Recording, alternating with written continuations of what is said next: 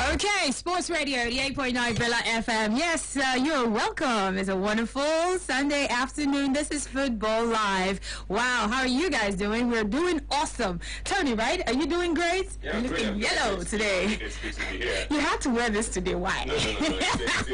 Why?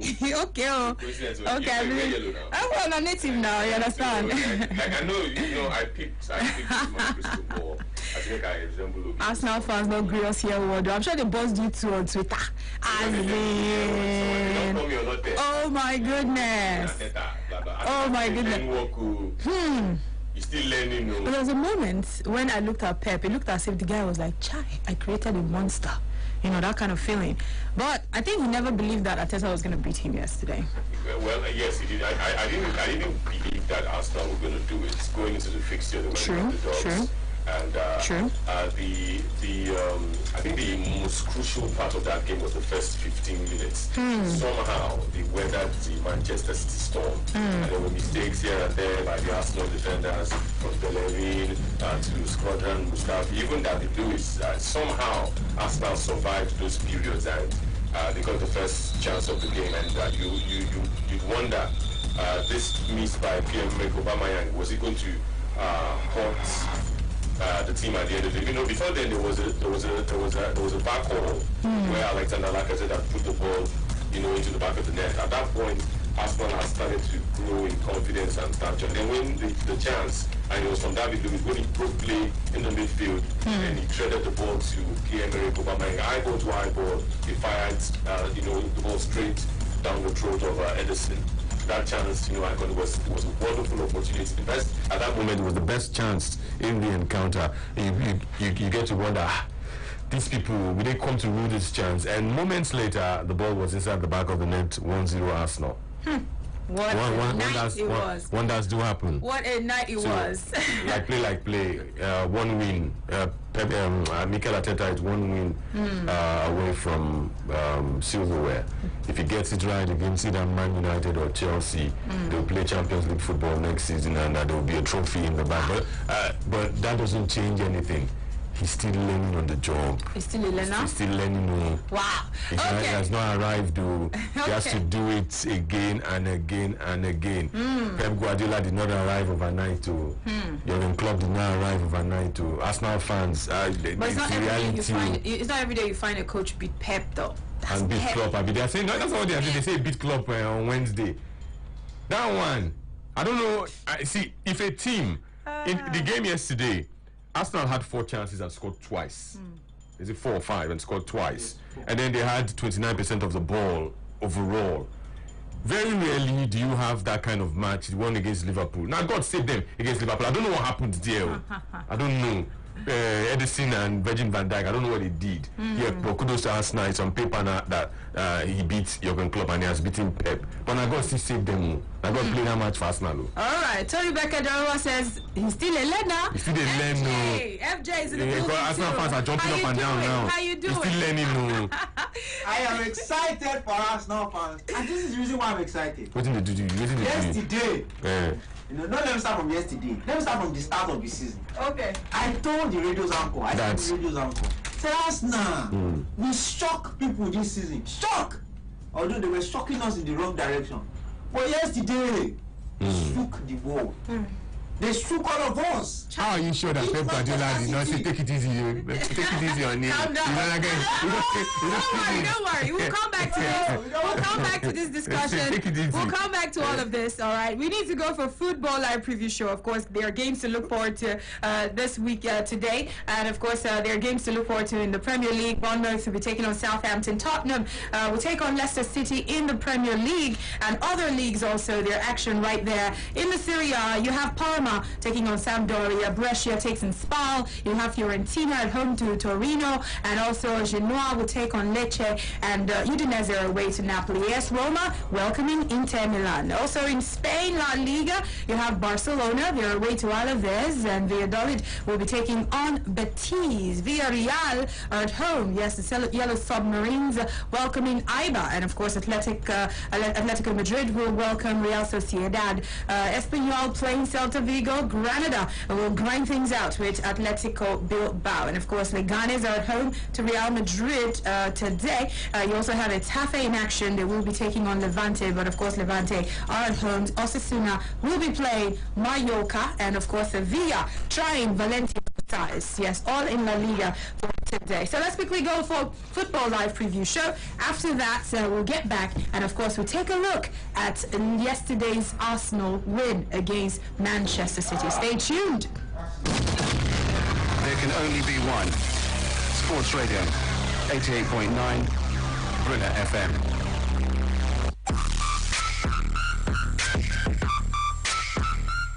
Well, as we get towards the end of an extended season, Football Live will take you through the closing stages of Europe's top leagues. There is just the one show this weekend on Sunday, but it promises to be an action-packed 4 hours. In England, we have a mix of Premier League and FA Cup action over the weekend, with Wembley the venue for 2 big cup semi-finals. There is only one Premier League fixture, though, taking place, with Carrow Road the venue for Norwich against Burnley, which kicks off at 5:30 UK time. The Clarets still have a chance of qualifying for Europe if they can finish the season strongly and other teams ahead of them slip up. But despite Norwich having already been relegated, Sean Dyche insists his Clarets team won't face this game lightly. I think we go there open-minded, as we have done with all of these games after lockdown, to go and look to deliver first. If we can deliver a performance, you often get the outcome you want. So we've got to remind the players that is going to be needed. We don't take anyone in the Premier League lightly, nor should we, because it is so tough going around the Premier League winning games. So it's more about being right and proper to mentally and physically ready to deliver a performance, and that's certainly what we've been working on since the last game. Also sees the first FA Cup semi-final as Arsenal and Manchester City go toe-to-toe. It's a 7:45 p.m. start for the showdown between Pep Guardiola and his former assistant Mikel Arteta, who's seeking his first piece of silverware as a manager. Well, City go into the clash as strong favourites, having won the last 7 meetings between the sides, with an aggregate score during that time of 20-2 in their favour. Arteta, though, has seen an improvement from his team in recent weeks, although he's well aware of the difficult task in hand. You cannot expect to be dominant for 90 minutes. And I don't want to be defending deep for 90 minutes. So there's going to be a lot of little games within that game that we have to play really good. We will have our moments as well. And you know how crucial it is in big games in this competition to make it always good and make the right decision. So, yeah, I expect not a similar game, but level of difficulty will be, again, really, really high. Then on Sunday there are 2 Premier League matches and the second FA Cup semi-final to look forward to. The action begins at 2 p.m. UK time with a must-win game for relegation-threatened Bournemouth as they play host to Southampton. With just 2 games remaining, Eddie Howe accepts his side have to win this game to stand a chance of staying up, but feels recent performances give them hope. Confidence levels have definitely shifted upwards as we've gone on through lockdown. Maybe it's coincided with a better physical feeling from a lot of our players who came into the lockdown period with minimal training and minimal game exposure due to the fact that we had a number of injuries. So maybe the 2 things are interlinked with each other, but definitely I think you're seeing better performances from the team, especially in the last 3 games. Well, Sunday's late Premier League game is at 4 p.m. UK time when Spurs and Leicester meet at the Tottenham Hotspur Stadium. The Foxes will go in search of the 3 points to aid their hopes of Champions League football next term, but they face a Tottenham team who are currently on a 4-game unbeaten run. It's 3 wins and a draw for Jose Mourinho's men, and this fixture often delivers goals. There have been 13 in their last 2 meetings in London. Mourinho has joked that 2 wins in their remaining 2 games could hand Tottenham a trophy next season. In quite a funny way, I'm telling the players 2 more victories to win the Europa League. That's what I'm telling the players. I know that it's not like that. I know that Europa League is a long competition. It's just a feeling to try to motivate the boys because, of course, our level is Champions League. I won Champions League. The players, they played Champions League final. That's our level. That's the level of our club. That's the level of our stadium. I'm just trying to motivate the troops. Then at 6 p.m. UK time, Manchester United and Chelsea do battle for a place in the FA Cup final. United have already beaten Chelsea 3 times this season, twice in the league, as well as knocking the Blues out of the EFL Cup. What a boost it would be for Frank Lampard, though, in his first season in charge to win a trophy. A club like Chelsea will always want to win these kind of trophies. It's what we've done pretty well, actually very well in the modern era.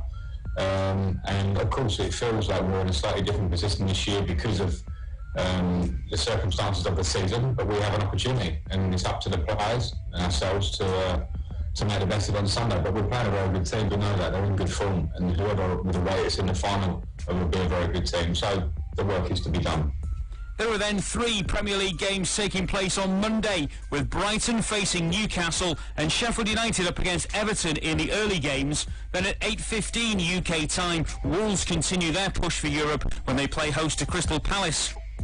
With 5 games remaining in Italy, Juventus are close to securing yet another title. With news of this week's key fixtures in Serie A, here's James Mason. Juve hold a 7-point advantage at the top and don't play until Monday when they face 4th place Lazio in Turin. Before then, Inter Milan will look to close the gap on the leaders on Sunday evening, although they face a tricky trip to the capital. Antonio Conte's men face Roma at the Stadio Olimpico at 8:45 UK time. Atalanta are up to 3rd after 4 wins and a draw, and they play at Verona at 4:15 on Saturday afternoon. AC Milan are another team in form, and they will look to move into the top 6 when they host Bologna on Saturday evening. After both of the top 2 lost last time out, Istanbul Başakşehir hold a 4-point lead in the Turkish Super League with just 2 games remaining. 7 of the 9 matches this weekend will take place at the same time on Sunday evening, with the top 2 both facing home matches. Başakşehir play host to second from bottom Kayserispor, while second place Trabzonspor entertain Konyaspor. Going into the final round of games, the title has been decided in Spain, but there's still European qualification and relegation to be decided on Sunday. With more news on the last games in La Liga, here's Jack Ogleby.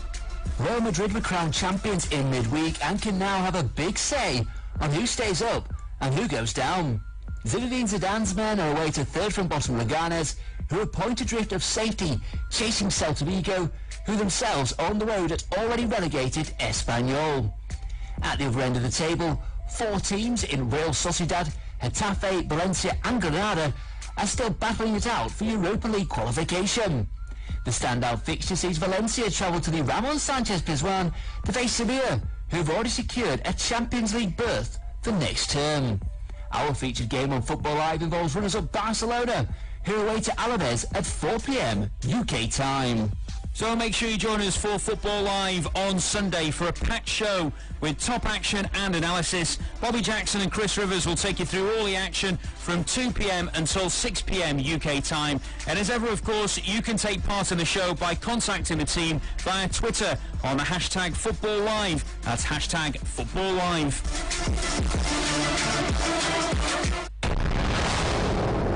This is the home of sport. Sports Radio, 88.9, Brilla FM.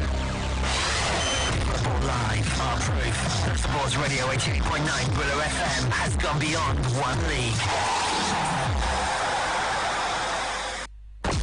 Football Live.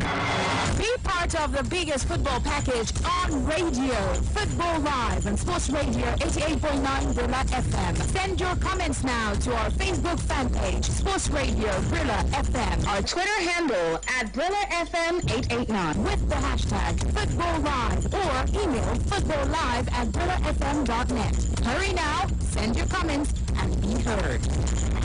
Football Live. Football Live. Football Live. Football Live.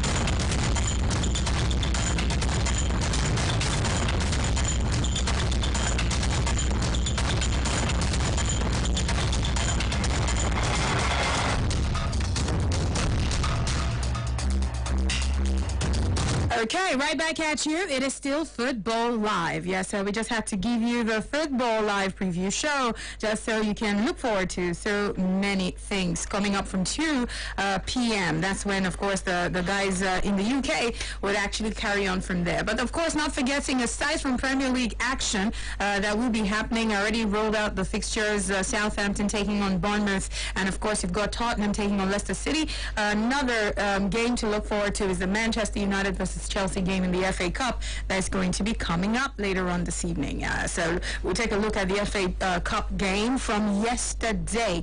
We told you we'll be taking a look at that. So Arsenal, yes, beat Manchester City for the first time since the 2017 FA Cup semi-final in what was a shocking result to a whole lot of people out there. They trended for so long. You had Arsenal trending, you had Arteta trending, and it just went on. I don't know if they're still trending though, but yeah, that's how it went down. Anyway, so Ian Wright, Robbie Van Persie, Rio Ferdinand, they were all glowing in praises of Arsenal's defending, hailing the efforts of restricting Manchester City to one shot on goal, and a second occurrence under Pep Guardiola in his 4 years right there at the helms at Manchester City. So we'll take a look at what you have to say. We'll also, I'm being joined by FJ and of course Tony Becker-Jerome. We're taking a look at this. So which shocked you more? Which would you say shocked you more? Arsenal beating City or Arsenal not conceding a goal against Manchester City? That's Manchester City, you know. So which would you say, you know, surprised you more or shocked you more? Arsenal not conceding a goal.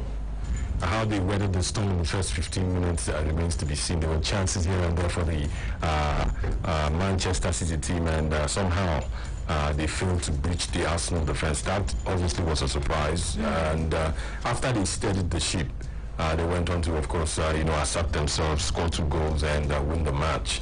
I think it's one thing about Arteta's style sometimes.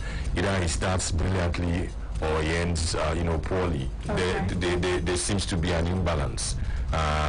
The game against Liverpool, for instance, it started very. In fact, the whole of that game was shaky throughout. If you're a neutral, you probably would not mind. But then, if you had maybe vested interest in the Arsenal team and the way they were playing, you probably would be afraid for the entire duration of the game. Yes, sometimes when you put teams under pressure, they go on to make mistakes, like what was the case against Liverpool. But that's been the story of Arsenal. Against Brighton, it was the same thing. Against Manchester City, when they lost 3-0, it was the same poor start, and then David Luiz somehow, capitulated in that game. They went on to lose. Against Leicester, against Tottenham Hotspur, the same pattern.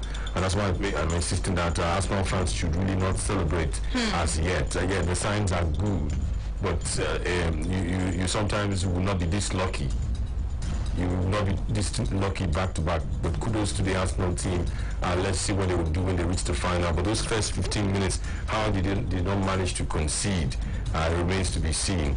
And I'm sure when Mikel Arteta analyzes the game again, and then Pep Guardiola also analyzes the game again, they'll be wondering. The press was there. They pressed the Arsenal players. They made the mistakes, but they just could not punish them. If they had scored in those 15 minutes, the story would have been very, very different. So that both obviously were surprises, because when Pierre-Emerick Aubameyang missed that opportunity, I felt the opportunity would at some point haunt Arsenal, because at that time it was the best opportunity of the game. How they managed to win it, because I did not see the entire game. As soon as he scored, I went to do something. And then when I checked again, I checked my phone, I saw it was 2-0. And then when I checked the final score, 2-0 Man City out, I was surprised. Kudos to the Arsenal team. Okay, so FJ, which would you say surprised you more or shocked you more? Not conceding a goal. That has to be what shocked everyone the most. Arsenal play against Manchester City and not concede. I can't remember the last time Arsenal played against Manchester City and didn't concede a goal.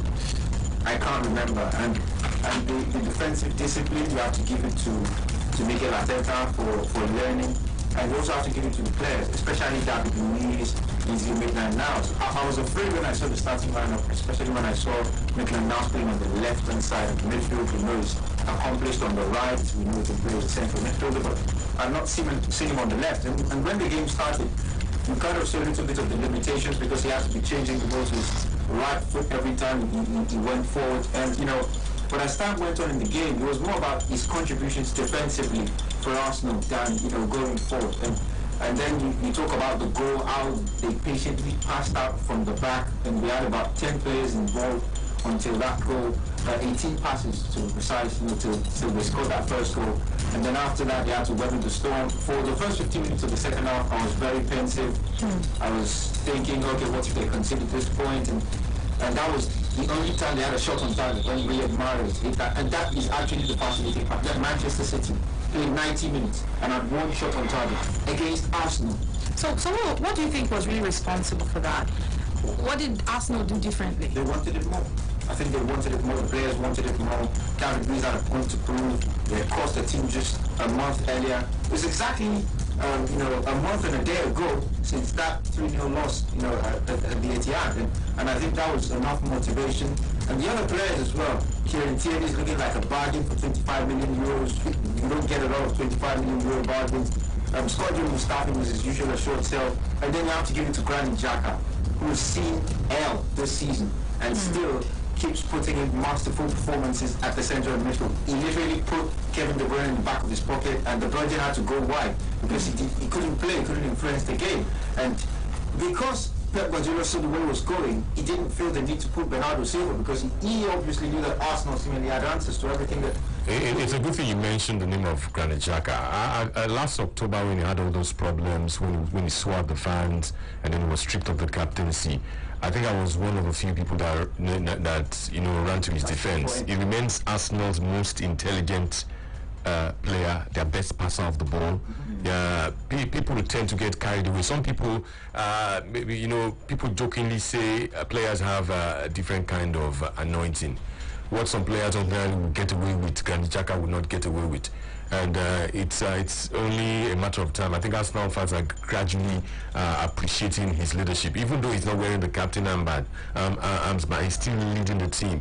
You can tell from the way he gesticulates and the way he talks to the players and the way when they score, the way he goes on to, you know, really encourage them. I think he's doing well. He tends to function with any of the midfield pairings, whether Guendouzi, whether Ceballos, whether Torreira. He's ever present in that midfield. He may not be the most mobile, but what he does not have in terms of mobility, I think he has in terms of intelligence. And he's one player that really helped them weather the storm. Those 15 minutes, he made some very, very crucial blocks and even interventions. At some point, if you remember, Man City were even asking for a penalty when he had blocked a Kevin De Bruyne shot after Hector Bellerin had misplaced the pass. He put himself in the line and he blocked the shot. The ball bounced off his arm, and it would have been very, very harsh if Villa had given Man City a penalty. All that time, Manchester City was on their ascendancy. And take nothing away from the performance of Man City. They were a good side on a very, very good day. They obviously would have, you know, punished Arsenal. What Mikel Arteta did was to play the same kind of game Pep Guardiola was playing. The pressing was quite high. If you remember, there was one time in the first half where Arsenal could have doubled their lead after Edison had given a sloppy pass. It's just that Pierre-Emerick Aubameyang made the wrong decision. Rather than go for goal, he made one pass, and it was an errant pass. That was how Manchester City, survived that scare. And the same signs were there.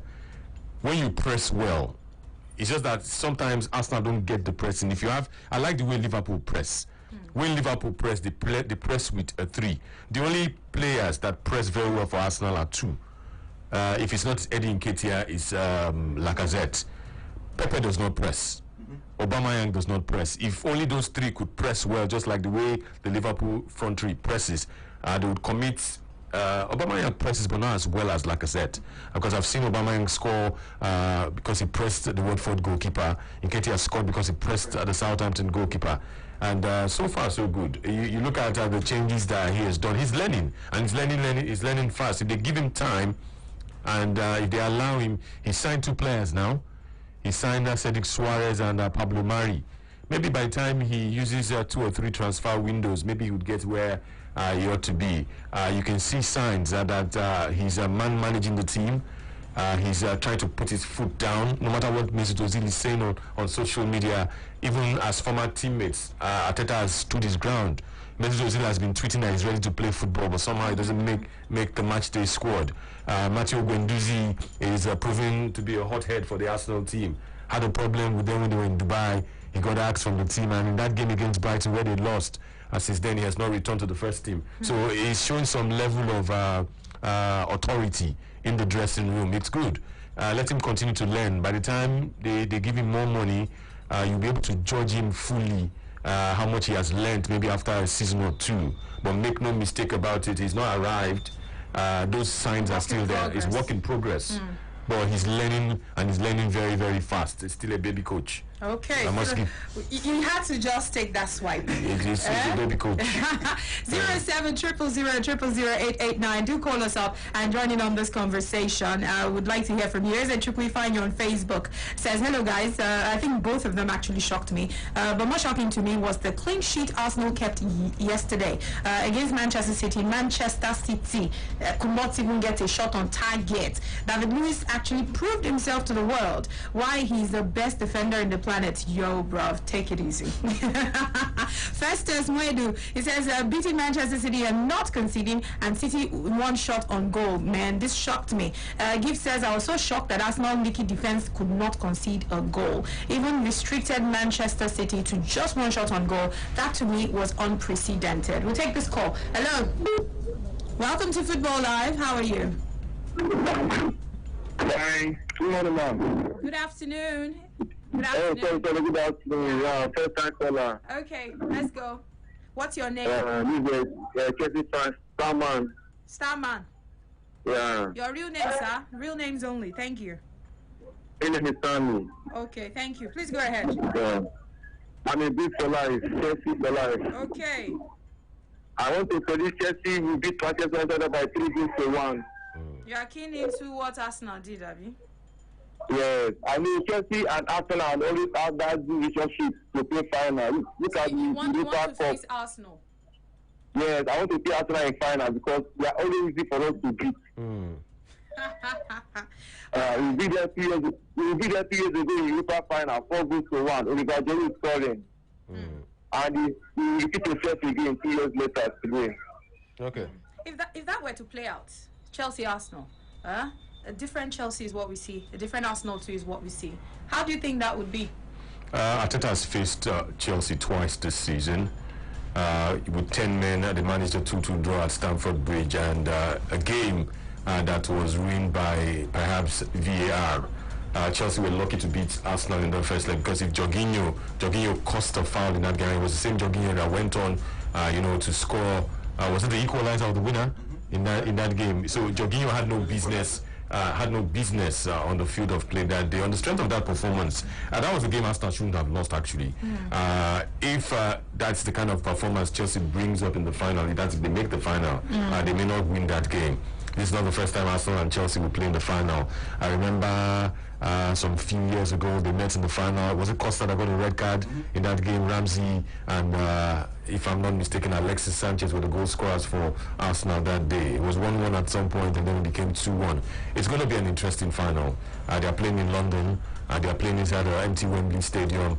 Mikel Arteta would want to, try as much as possible to get into Europe, because this looks like the most reliable outlet for European football.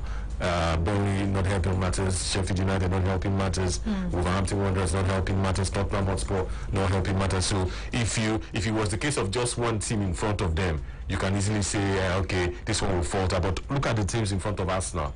There are about 5 or 6 of them. So their best route to the final would just be winning the FA Cup. And Chelsea may want to do what they did to Arsenal last time out. They had qualified for the Champions League. If they had lost the Europa final to Arsenal, they would have both played in the Champions League. But Sarri and his boys said no, beat Arsenal, fair and square in that game. So it's going to be tough, very, very tough. If you look at the way Man United are currently playing, they're on a run. And Man United have it easy against Chelsea. If you add all of that and then you add Ole, although Arteta has beaten Ole this season, but that was a long time ago. That was in December. And I think it was a draw at Old Trafford. It was a draw at Old Trafford and a win at the Emirates. It's going to be tough, but it's again that Arsenal will win. It's easier for Arsenal to play Chelsea than Liverpool and Man City, and beating those two teams back to back would swell their confidence. Their confidence, okay. All right, more calls, 07000000889. You want to tell me how you think it'll play out, FJ, after this call? After this call. Hello? Hello? Yes. Good afternoon. Hi, good afternoon. This is Football Live. What's your name, please? Ndayo. Okay, please go ahead. I'm Chelsea fan. I want to comment on Chelsea Manchester United.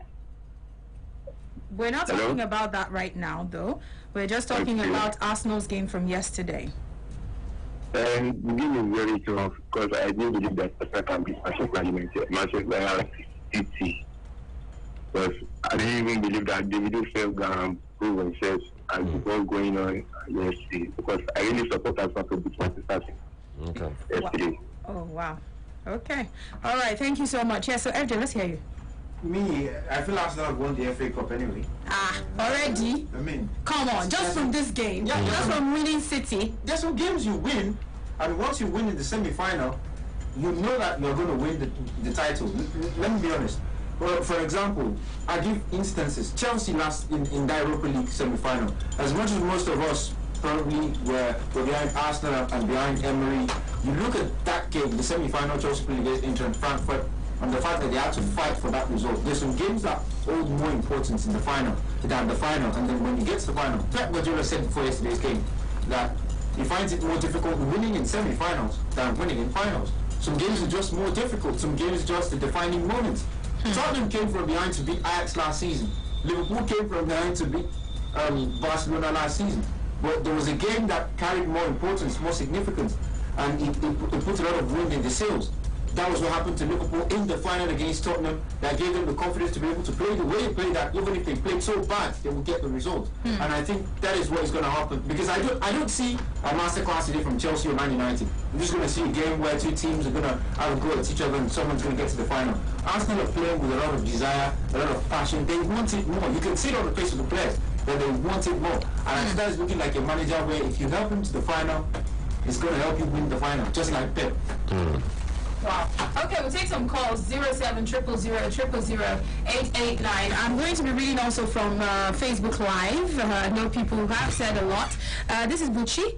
He says, Anthony and Oge, good afternoon to you guys. Well, okay, let Arsenal fans not be happy yet because they are going to the final dance. They are going to the final dance. Okay. Emmanuel Kizito says, well, Arsenal surprised me yesterday. They played very, very well, just like a team. Mohammed says, this is unbelievable that Arsenal, the so-called gunners and the so-called losers, can do a right job like this. Is really unbelievable against Manchester City. Monday, Ngene says, I couldn't believe my eyes.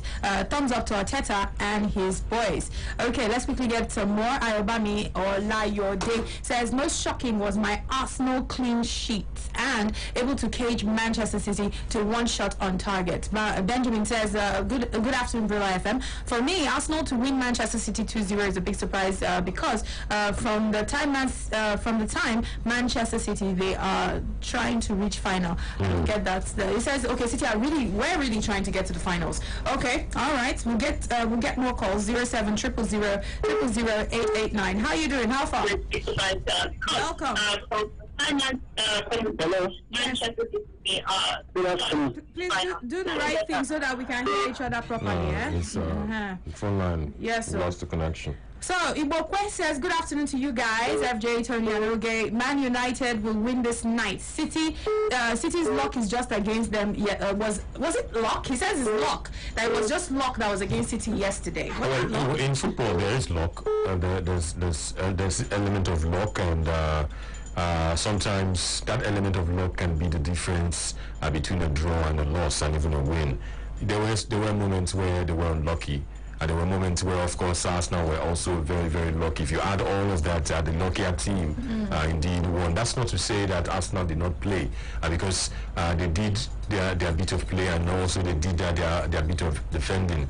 And when it was time to, block, intercept, and do all of that, they did their part. It's just that City, perhaps like FJ mentioned, they did not want it the way the Arsenal players wanted. But then that can also be wrong. If you look at the way Pep Guardiola was remonstrating from the bench, the way he was jumping up and down. Obviously, it was a game. Yes. It was a game he wanted to win. Yes. It was just not meant to be. It was not meant to be. I'm sure he didn't believe he could lose that game. Hello. Hello. Yes, welcome. Football Live. Football Live. Yes. Good morning. Good afternoon. Good afternoon to you. My name is Chuka Nabifa. All right, Chuka. Yeah. I've been an Arsenal fan since 1996. Oh, wow. And it is my pleasure to welcome the apathy that greets Arsenal's victory, as if Arsenal is in a strength land if he plays well. But we are used to it as fans of that club. But why have somebody like me been a fan of that club getting to 30 years? 3 decades.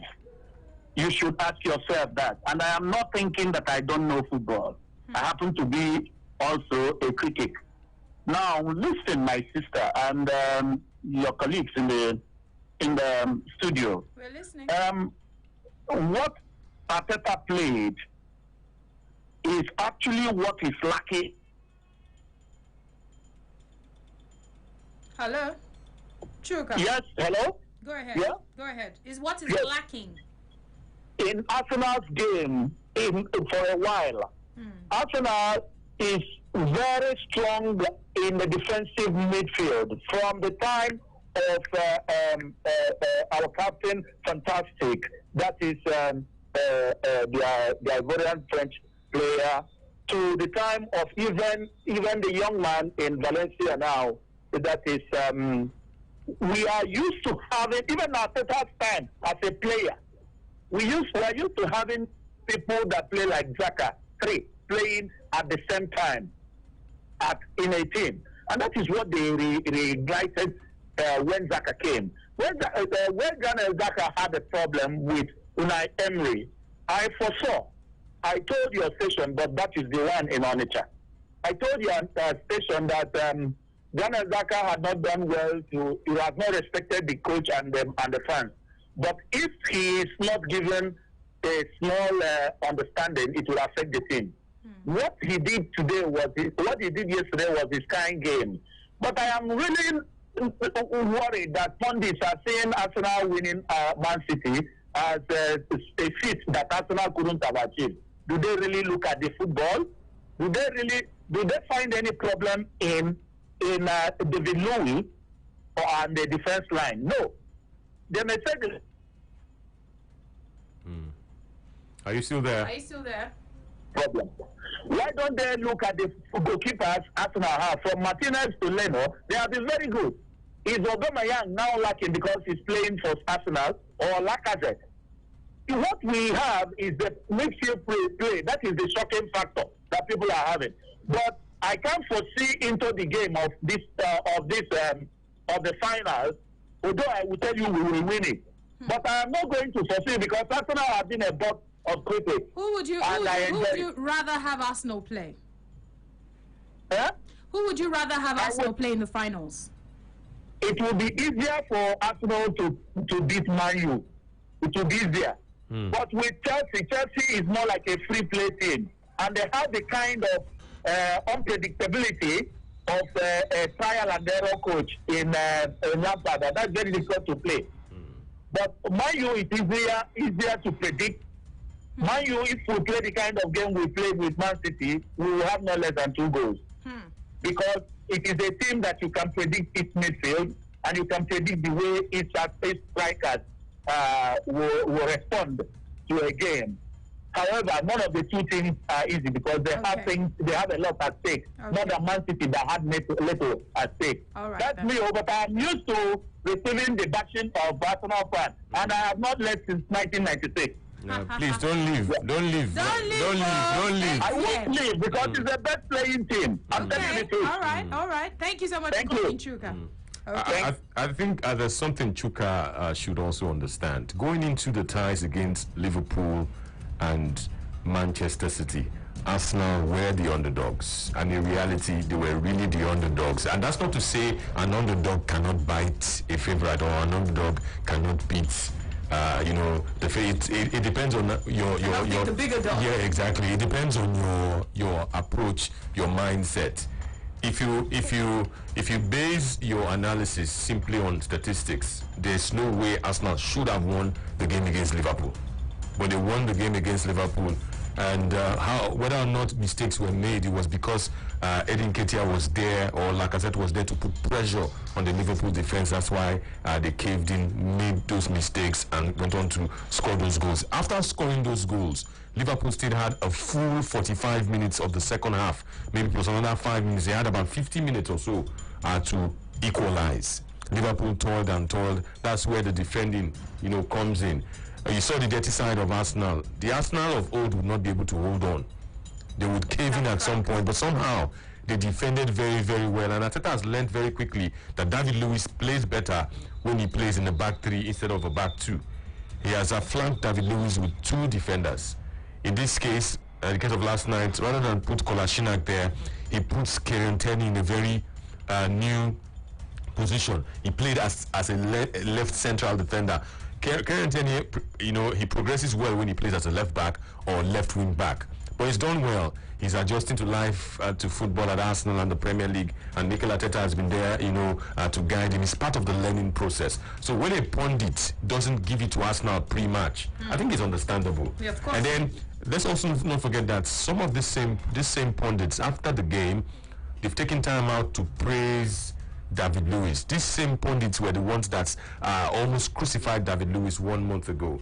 From Rio Ferdinand to Robin Van Persie, people that have played for Manchester United. People ordinarily would have one or two misgivings about the Arsenal team, and they were praising David Luiz to the highest level. For some, he was even the man of the match. Even though Pierre-Emerick Aubameyang got 2 goals, David Luiz was man of the match. So we should learn how to set our sentiments apart. They were the underdogs going to that tie. Only very, very fanatical fans would give it to Arsenal before that game. And even after the final whistle, some people were still surprised. Did Arsenal just beat Liverpool and Man City back to back? You still ask yourself the question. You probably will still pinch yourself and hope that the dream would continue even in the final. Because what would it profit Arsenal to beat Liverpool and beat Man City in the space of 4 or 5 days and then lose to the final to Man United? The same bashing would come. That same bashing that Chuka has been suffering since 1996 will come. They say, you see, Arsenal now wash. So they should continue the job. Okay, I've got a question for you, FJ, in a bit. Let me take this call. Hello. Hello. Yes, welcome. Football Live. Good afternoon. Good afternoon. So, people do understand. What is your name? My name is Kolawole. All right, Kolawole. Please go ahead. All this will go against Arsenal based on their form and their mistake at the back line.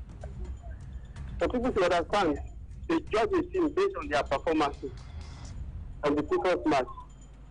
Since Arsenal were the underdog yesterday before they played that match, even before they play any better team, they will be underdog. But when they come up with their good performance and surprise people, it's not that people go against them are not right. They came up with a good plan and they won the game. I don't see. Okay. All right. Thank you. I think it's just trying to buttress what I was saying. Yeah. So, FJ, with how they've gotten some more confidence from beating Liverpool and also getting a win against Manchester City, a lot of people feel that Arsenal have better days ahead. Even Pep said it a couple of days ago that the glory days might come back with Arteta. Is this true? How does next season look like for Arsenal? if the Kroenke family, Kroenke and Raul Sandehi, as well as Edu Gaspar, decide to he's on the same page with Edu Gaspar. You see it from the way Edu talks. That's the sporting director of the club. You can see that they're on the same page in terms of where they're going, the type of players they want. You see that with Cedric, you see that with Pablo Mari, you see that with the David Luiz extension. He's asked for all of that and they've given it to him. And then you see that Arteta in the past few days has stylishly called out the board and said, look, I need money going forward. We need to reinforce this team. Arsenal need another winger, someone who's probably going to make Pepe play better, because Pepe looks too relaxed at the moment. He looks like he's not. Yes, he give him some competition. Yes, he needs some competition, or someone who's going to, or probably needs to roll more with Lacazette and Aubameyang, because it's looking a little bit too casual. Yesterday, he just felt he could do better, he could do more against, when it comes to the big games, he needs to stand up and be counted. We're talking about a player who's cost 80 million euros here. Okay. So, I think going forward, Arsenal have what it takes. I said it yesterday that I think if Arsenal don't go to Europe next season, I think they could actually challenge for the title, if possible. If they get some signings. If they don't get signings, maybe they will definitely get into top 4 next season. I don't see beyond them, because they just have to keep playing every week. They have a whole week to absorb what Arteta is teaching the boys and everything. But I think they just need a couple of quality signings. Maybe we might say they need another centre back, because Arteta is going to probably start playing 3 at the back more. They need another left winger, someone to probably relieve Aubameyang a little, and they need to sort Aubameyang's contract as soon as possible. Maybe pay Ozil off to let Ozil leave, because Ozil is a problem now, and then they need to get another central midfielder. So we're talking about probably 3 signings in this transfer window. I think Arsenal and Arteta will probably be talking about a place in the Champions League. Arsenal need to be back in the Champions League as fast as possible. 3 seasons in the Europa League is too far. The next year will make next season will make it 4. It's too much for a club of Arsenal stature. Okay, let me read some comments. Ngene says, I couldn't believe my eyes yesterday. Thumbs up to Arteta and the boys. Mohammed says, this is unbelievable that Arsenal, the so-called, I think I read that one before. This is Rosiki. Daniel says, good afternoon, my name is Daniel. I want to ask Anthony this question. Now that 2 out of the 3 baby coaches that we have in the EPL, Ole, Arteta and Lampard, have knocked out the top coaches, Pep Guardiola and Klopp, in the FA Cup, can we say that these baby coaches are showing some sign of becoming great managers in the nearest future? Yes, they're showing signs. They're still learning, and they're learning very, very fast. Ole has learned a lot. He now has a balance. I'm talking about Man United's Ole Gunnar Solskjaer. He now has a balance. There was a time he was playing rookies. And right now, if you look at what he's doing now, he's found the balance. I don't see James anymore. The rookie that is ever present now is Mason Greenwood. You look at the consistency you have in the back, and if they just can find a balance between Rashford and Martial and even the Greenwood, I think that's where the problem lies for Manchester United. Whether or not they should spend big for a striker, because Mason Greenwood is up and coming. You look at Rashford and you look at Anthony Martial, and you ask yourself, is this what Manchester United can offer going forward? Is Rashford and even Martial as good as what their rivals currently have? There's a question mark in that attack line. Their midfield is superb. If they can keep Paul Pogba, keep him fit, keep what's his name, Fernandes fit, I think that midfield pairing is proper. They need a partner for Maguire. Luke Shaw looks decent if he can stay fit. The only problem Wan-Bissaka has is going forward. His distribution remains questionable.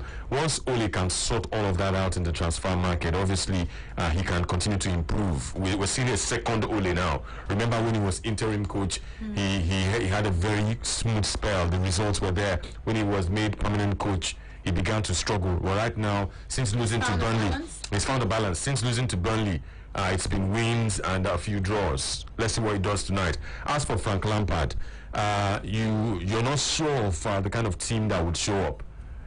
They may lose today, lose 3-0 to Sheffield today, so lose 4-0 to... You can't actually call how this game would go tonight. It's looking like I don't know what Frank Lampard will do differently. He's faced Ole 3 times already this season and lost on all 3 occasions, and that's actually very dangerous. When you are beating a team, to get to a point, you'll be found out. If for the sake of the Chelsea players, for the sake of the Chelsea Football Club, their fans, this is a game Frank Lampard and Chelsea must not lose, because all the hard work Frank Lampard has put together, it will come down to this one game. How come you're always losing to Ole Gunnar Solskjaer? Would you be losing 4 times to the same man in one season? Question marks. So whether he becomes a great coach in the future, the signs are there. You've seen that he can tinker the team, he can manage the players, he can tell them don't do this, and sometimes he's not even afraid to hit out at these players even publicly.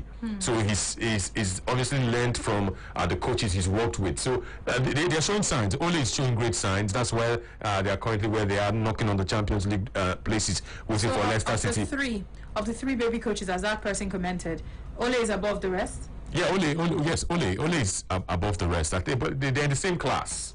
It's just that let me use this analogy. They are all in primary 6. But remember, if you have 40 students, or maybe you have 10 students in primary 6, one will come first, one will come last, one will come second. In this class right now, they are ahead of Mikel Arteta. Mikel Arteta has not spent as much time with the Arsenal team the way Lampard has spent with the Chelsea team, and the way Ole has spent with the United team. You agree with him too? Yes, it's absolutely correct. It's like Lampard, Arteta was the last to join the class. Yeah, he was. But he's coping. He's coping. So if you were the class teacher, you say obviously that you'll be impressed. These 3 students are obviously coping. That's not to say that overnight they have become better than Jurgen Klopp, Pep Guardiola, Carlo Ancelotti, or even Jose Mourinho. They are showing signs. You're going to judge Arteta again next season, like FJ was pointing out. He still needs out to sort out the contract of Pierre-Emerick Aubameyang. If they sort out that one, Lacazette is playing well again. I don't believe, not in my wildest imagination or in my wildest dreams, that Eddie Nketiah is the kind of striker that Lacazette is. But then Arteta has been able to use Eddie Nketiah to push Lacazette, and Lacazette at some point it looked like he had lost form, and the small boy obviously is pushing the young man, and that red card he received the other day, if not for that red card, maybe at some point Lacazette would have sat on the bench, and Nketiah. So if you sort out Aubameyang, Lacazette returns to form, get a Thomas Partey, let one of Guendouzi or Torreira, or let the 2 of them go out on loan, you know that you have a spine of Ceballos, Xhaka, and obviously I don't expect him to sign any centre backs. They have a Saliba that is coming back. Pablo Mari has not really played football. They just signed him. They have Cedric Suarez, and then if he's playing a back 3 system, he may not. So the person now may just be Thomas Partey for the Arsenal team. Okay. Yes, we'll take one call and then we'll wrap up for this talking point. Hello. 0700000889. Peter Maye on Facebook Live says Arsenal did very perfectly. Was surprised to see Arsenal play the way that they did. City had it all in control but couldn't get anything done. Pep had a problem of inability to switch to a different plan when things weren't going his way, and Arteta did very well by setting up the back line and thereby hitting it on a counter. So they basically won because they took 2 out of their 4 clean chances, and kudos to them. Anthony, see Chelsea at the final. All right, one last call on this. Hi. Hello. Yes, welcome. Hello, good afternoon. Good afternoon to Football. Welcome to Football Live. What is your name, please? My name is Ola. All right, Ola. Let's hear you. Tony Tonero. Yeah, he's here. No worry. Just the Tony. I greet everybody in the house. We hail you. We hail you. I'm a Chelsea fan. Okay.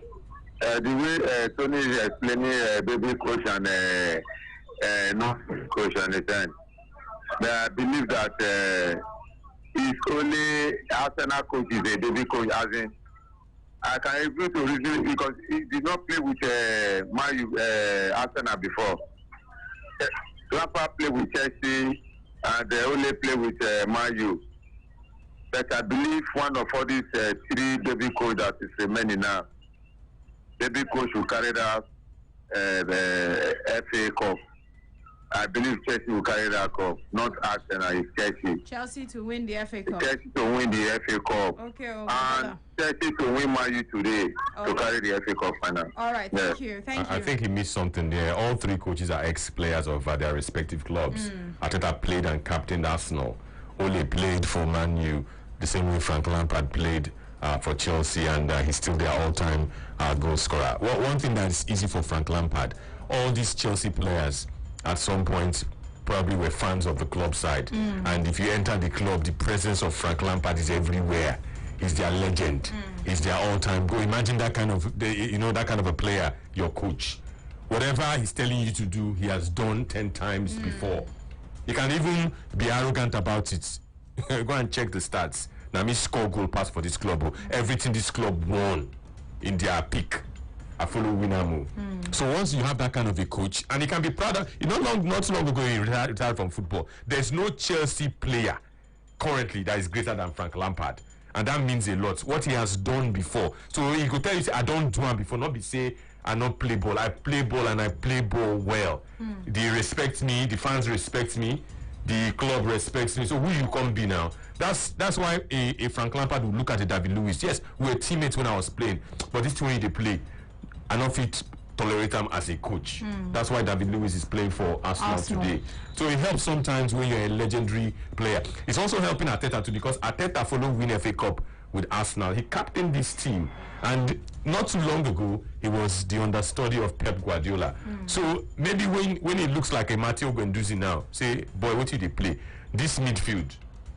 Before them, they dream to play for Arsenal, they play for this. So shut up and do what I'm telling you to do. Before you had a football career. Yeah. Exactly. So and then you look at Ole too. Ole go look Rashford. He will look at Martial. When I was playing football for Sir Alex Ferguson, I had to sit on the bench because we had Andy Cole and Dwight York playing ahead of me. On a not reach that level. So when I just calm down, they hear word. Facts. All right, let me read some comments before we wrap this up and go to the next talking point. What is it? Stacey, go ahead. No, naturally. If I was Ole, that's what I would tell Greenwood. Now, Greenwood, how many times I call you? What did he play? This now Man U. Go and the only Man you played for he remains the greatest Manchester United side. True. What do they don't play? The Frank Lampard that Chelsea played for is still the greatest Chelsea side, Chelsea's greatest generation, and Frank Lampard. You don't know who they play with that time. Who is the Michael Ballack in this team? Who is the Michael Essien in this team? They're not rich. Those were the play, and this Premier League had all sorts of players. Drogba played for this team. Zola played for this team. Frank Lampard from midfield outscored all of them. So why Mason Mount no go hear word? Why Tammy no go hear word? And then he's giving these youngsters an opportunity. It's easier to even talk to the young ones than to the Williams and the Olivier Giroud. If you tell Olivier Giroud, say, I know say you win World Cup with France, but behave yourself. You're not senior man. They hear word. You don't say yes, boss, yes, gaffer. That's what they're doing now. They're managing and coaching. That's the advantage they have as ex-players. The two of them, before you call, I don't know if you can call Arteta a legend, but you can call him maybe a folk hero or maybe a hero. Yeah. But those two, unquestionably, are legends of Man U and Chelsea. That Frank Lampard on 9 day even very, very intimidating. You know what it means to be the all-time record goal scorer of a club side? Would that Didier Drogba play for that club? As good as Didier Drogba was, Frank Lampard outscored him. So they go here, what do? We'll take a break real quick. On the flip side, we'll take a look at Zinedine. Yes, Zidane. We'll take a look at Real Madrid, to be precise. Stay tuned.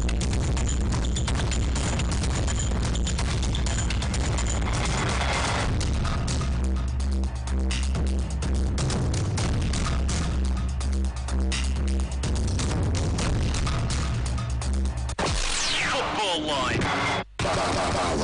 Radio. 88.9 Brilla FM, your number one station. We are simply spectacular. We give it to you, and you like it. Brilla FM, what others wish they were. Brilla FM, a complete deal. With your latest edition of the Chelsea Bulletin, I'm Chris Rivers, beginning with the news that Frank Lampard has called for his Chelsea players to dig deep for one final push as they gear up for Sunday's FA Cup semi-final against Manchester United, as well as the prospect of ending the season with silverware. Lampard's men are, of course, also involved in the race for Champions League qualification, with 2 games still to play in the Premier League. However, it's all eyes on the semi-final against Manchester United, who are also battling with Chelsea for a top 4 finish this season.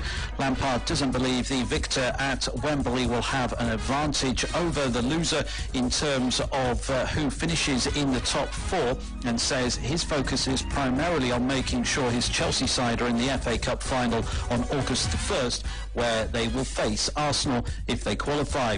Lampard has also said that it has been a difficult time for the Chelsea players due to the hectic nature of the schedule, and says they require one last effort to get across the line. Meanwhile, Willian has revealed that he would sign a new contract without hesitation at Chelsea if they offered him a 3-year deal. The winger is out of contract at the end of the season, and so far talks have failed to produce a result, with Chelsea only willing to offer the 31-year-old a 2-year contract. Well, the Brazilian is not thought to be short of offers to move elsewhere were he to leave Chelsea, and Willian has made it clear that his preference would be to stay at Stamford Bridge, but only if they offer him the length of contract he wants. Finally today, and it's being reported that Chelsea are still considering a move for Manchester United goalkeeper Dean Henderson. The 23-year-old has enjoyed an impressive 2-year loan spell with Sheffield United, but is expected to return to Old Trafford at the end of the current campaign and challenge David De Gea for the number 1 spot. Chelsea are looking to sign a new goalkeeper, with Kepa Arrizabalaga having struggled recently, and it's thought that Henderson remains a consideration. Rila FM, a complete deal. Rila FM, what others wish they were. Rila FM, a complete deal. Here are the latest Manchester United headlines. I'm Bobby Jackson. We'll start with some team news ahead of this evening's FA Cup semi-final clash when United take on Chelsea. 6 p.m. kick-off at Wembley. United left-back Luke Shaw will miss the semi-final against the Blues after failing to recover from an ankle problem. Shaw's fellow defender Brandon Williams should be fit after a facial injury. Sergio Romeo has been in goal for United's cup games, but Ole Gunnar Solskjaer refused to confirm whether he or Jesse Lingard would be involved at Wembley. He said the team is not selected yet. Jesse and Sergio both have a good chance of being involved. Jesse is a part of the club, he's worked really hard and he deserves his chance to come back in. We know his qualities, he has different qualities to other players, and he knows we value him. Moving on, and Chelsea are reportedly yet to decide whether they intend to make a move for Manchester United goalkeeper Dean Henderson ahead of next season. The 23-year-old has enjoyed an impressive 2-year loan spell with Sheffield United, and the Blades remain hopeful of extending that deal by a further year. Chelsea have been tipped to bring in Henderson on a permanent basis as a replacement for Kepa Arrizabalaga, but it's now claimed that Frank Lampard is still unsure what to do. It's thought that Lampard will wait until the summer before discussing a move for Henderson, although that will depend on whether Chelsea can find a buyer for Kepa, who only joined from Athletic Bilbao in a £71 million deal 2 years ago. And finally, United wonder kid Mason Greenwood is set to be rewarded with a bumper new contract after bursting onto the scene at Old Trafford this season. The 18-year-old only put pen to paper on a 5-year deal back in October, which hiked his wages up from £800 a week to £25,000 a week. And according to reports, just 9 months later, he will be handed another significant pay rise as a reward for his stunning goal-scoring form. It's believed Greenwood will almost double his money at the club, with hefty bonuses and annual pay rises also included in the contract. That's all for now. We'll have more later. Rila FM, a complete deal. Live, our proof of Sports Radio 88.9 Brilla FM has gone beyond one league. Football Football Live. Be part of the biggest football package on radio. Football Live on Sports Radio 88.9 Brilla FM. Send your comments now to our Facebook fan page, Sports Radio Brilla FM. Our Twitter handle at Brilla FM 889 with the hashtag Football Live or email footballlive@brillafm.net. Hurry now, send your comments and be heard. Football Live. Football Live. Football Live.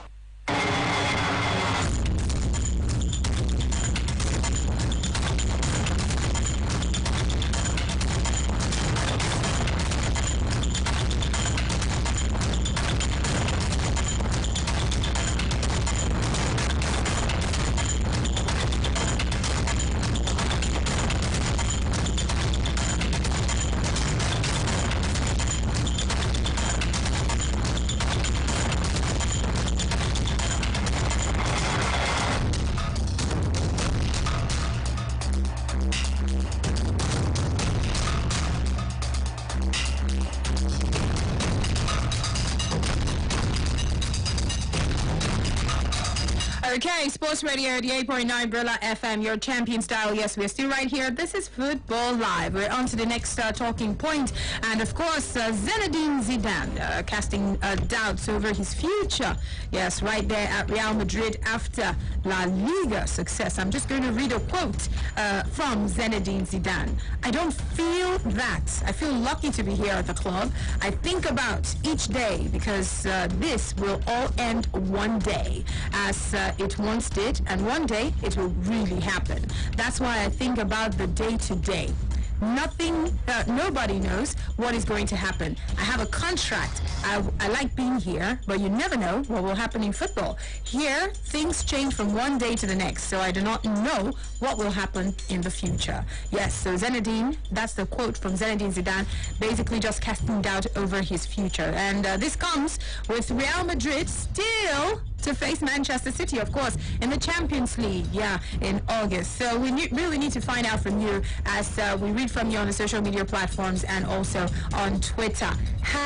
Do you think, have Real Madrid, when you look at Real Madrid, have they had a great season? Would you say they've had a great season? Do they need to beat Manchester City to actually achieve it? Will beating Manchester City prove that they've had a great season? All right, that's what we need to find out from you. FJ, this quote is looking as though Zinedine is thinking that he's not going to be there for long at Real Madrid. However, how would you see or review their season? Has it been a great one? Have they had a great season? Do they need to beat City to actually, achieve it? No, they don't. They've had a fantastic season by not by Real Madrid standards, but by football standards. Not by Real Madrid standards, simply because Real Madrid, this is a club where you have to win all the trophies. And they set the bar so high. Yeah, they set it, but we look at the circumstances and well knowing, last season was terrible. And they'd have taken anything this season, any title win this season. They'd have probably, taken a win in the Copa del Rey. They would have taken a Copa del Rey victory this season. If they gave them that trophy at the start of the season, win the Copa del Rey, get to probably the quarterfinals of the Champions League, finish second in La Liga, they probably would have taken it because things were that bad. And they brought a lot of players. This was supposed to be a transition season for Zidane. But was managed to transform a transition season to a title-winning season. And yes, there were lots of factors, but I think Real Madrid have had a successful season, not by their standards, but by just random football standards. And also, they don't need to beat Manchester City, but I think they will beat Manchester City. You believe they will? Yeah, I think okay, tell me why you're convinced they will be able to. Zidane has a way of motivating this. And this is the first time Real Madrid will go into a tie in the Champions League, in the deficit. And you look at Manchester City and you look at the manner of the losses they've suffered this season. There's a theme already. It's already building up. And Zidane always has a way of bringing Real Madrid from when the odds are against them. Okay. We saw it when he took charge the first time. We saw it when he took charge again the second time, in the second coming at the start of the season. It was an Achillean task. Nobody gave Real Madrid a chance, but here they are. They won the La Liga title. You saw it when he first did the tripleta with Real Madrid, when they came and then they won the Champions League. That season, nobody gave him a chance. and then they lost our first leg against Wolfsburg 2-0, and then Ronaldo did what Ronaldo always does. Everyone first said it was because of the players that Zidane had, but now he's winning titles without Ronaldo, he's winning titles without Gareth Bale, two players who played an important role in that first iteration of the tripleta. So I think, it's just I think they will beat Manchester City because of the way they play. The belief is there, the desire is there, the antecedent is there. Zidane is there, and you just know it's football. Anything can happen. Real Madrid went into the first leg against Ajax last season in the Champions League. It was just last season. 2-1, they won away from them. They lost in return at 4-1. So it's football. I think as far as football is concerned, Real Madrid, good season so far, but it can be better. And better in the sense that if they beat Manchester City, Zidane has never lost the knockout Champions League encounter. He's never lost in knockouts. Like when you say he's never lost in knockouts, like he's never lost over 2 legs. So that record is also there. And this is his 4th Champions League season. It's going to be very difficult. So if that happens, you're saying you believe they can beat City. So if that happens, you make them favourites to win the Champions League? They have Ronaldo standing in front of them. That's just one man for a team that has not been so impressive. No. For a team that is just there. The thing is, Bogi, the problem I have with that fixture is that when Ronaldo reaches Real Madrid, something has to give. And when something has to give, it's the fact that it's going to happen in Lisbon, in Ronaldo's backyard. So that's extra motivation. So it's extra motivation for Ronaldo. The thing is, I have a feeling that for Juventus, the Champions League is not going to be about what Sarri thinks again. The players are going to listen to Ronaldo more. I mean, when he tells them, look, I think we have to throw this guy's words after the bin, and it's tournament style. It's just one leg. If it takes Juventus defending for 90 minutes and hooking every ball to Ronaldo and getting to penalty shootouts or something, I think he's going to get to that. But for me, Real Madrid, regardless of had a fantastic season this season. I mean, great season. They've managed to weather the storm. They got 4 points in the Clasico. It's the first time since God knows when, 2015 thereabouts, where they managed to beat Barcelona, avoided defeat in El Gran Clasico. I mean, it's a fantastic record. You have to give it to them and say, yes, this is great. It's a step forward. It was just like when Barcelona, Valverde took charge of Barcelona and had to rescue them from when Neymar just left. So for me, great season. But it can be greater if they beat Manchester City. Okay, we'll take some calls. 07000000889. Hello. Hello. Yes, welcome. This is Football Live. What's your name? Yeah, Audrey. Happy Sunday to you. Happy Sunday. Yesterday, I greet you. Yes, happy Sunday. Yeah, thank you. This is Obinna. All right, Obinna.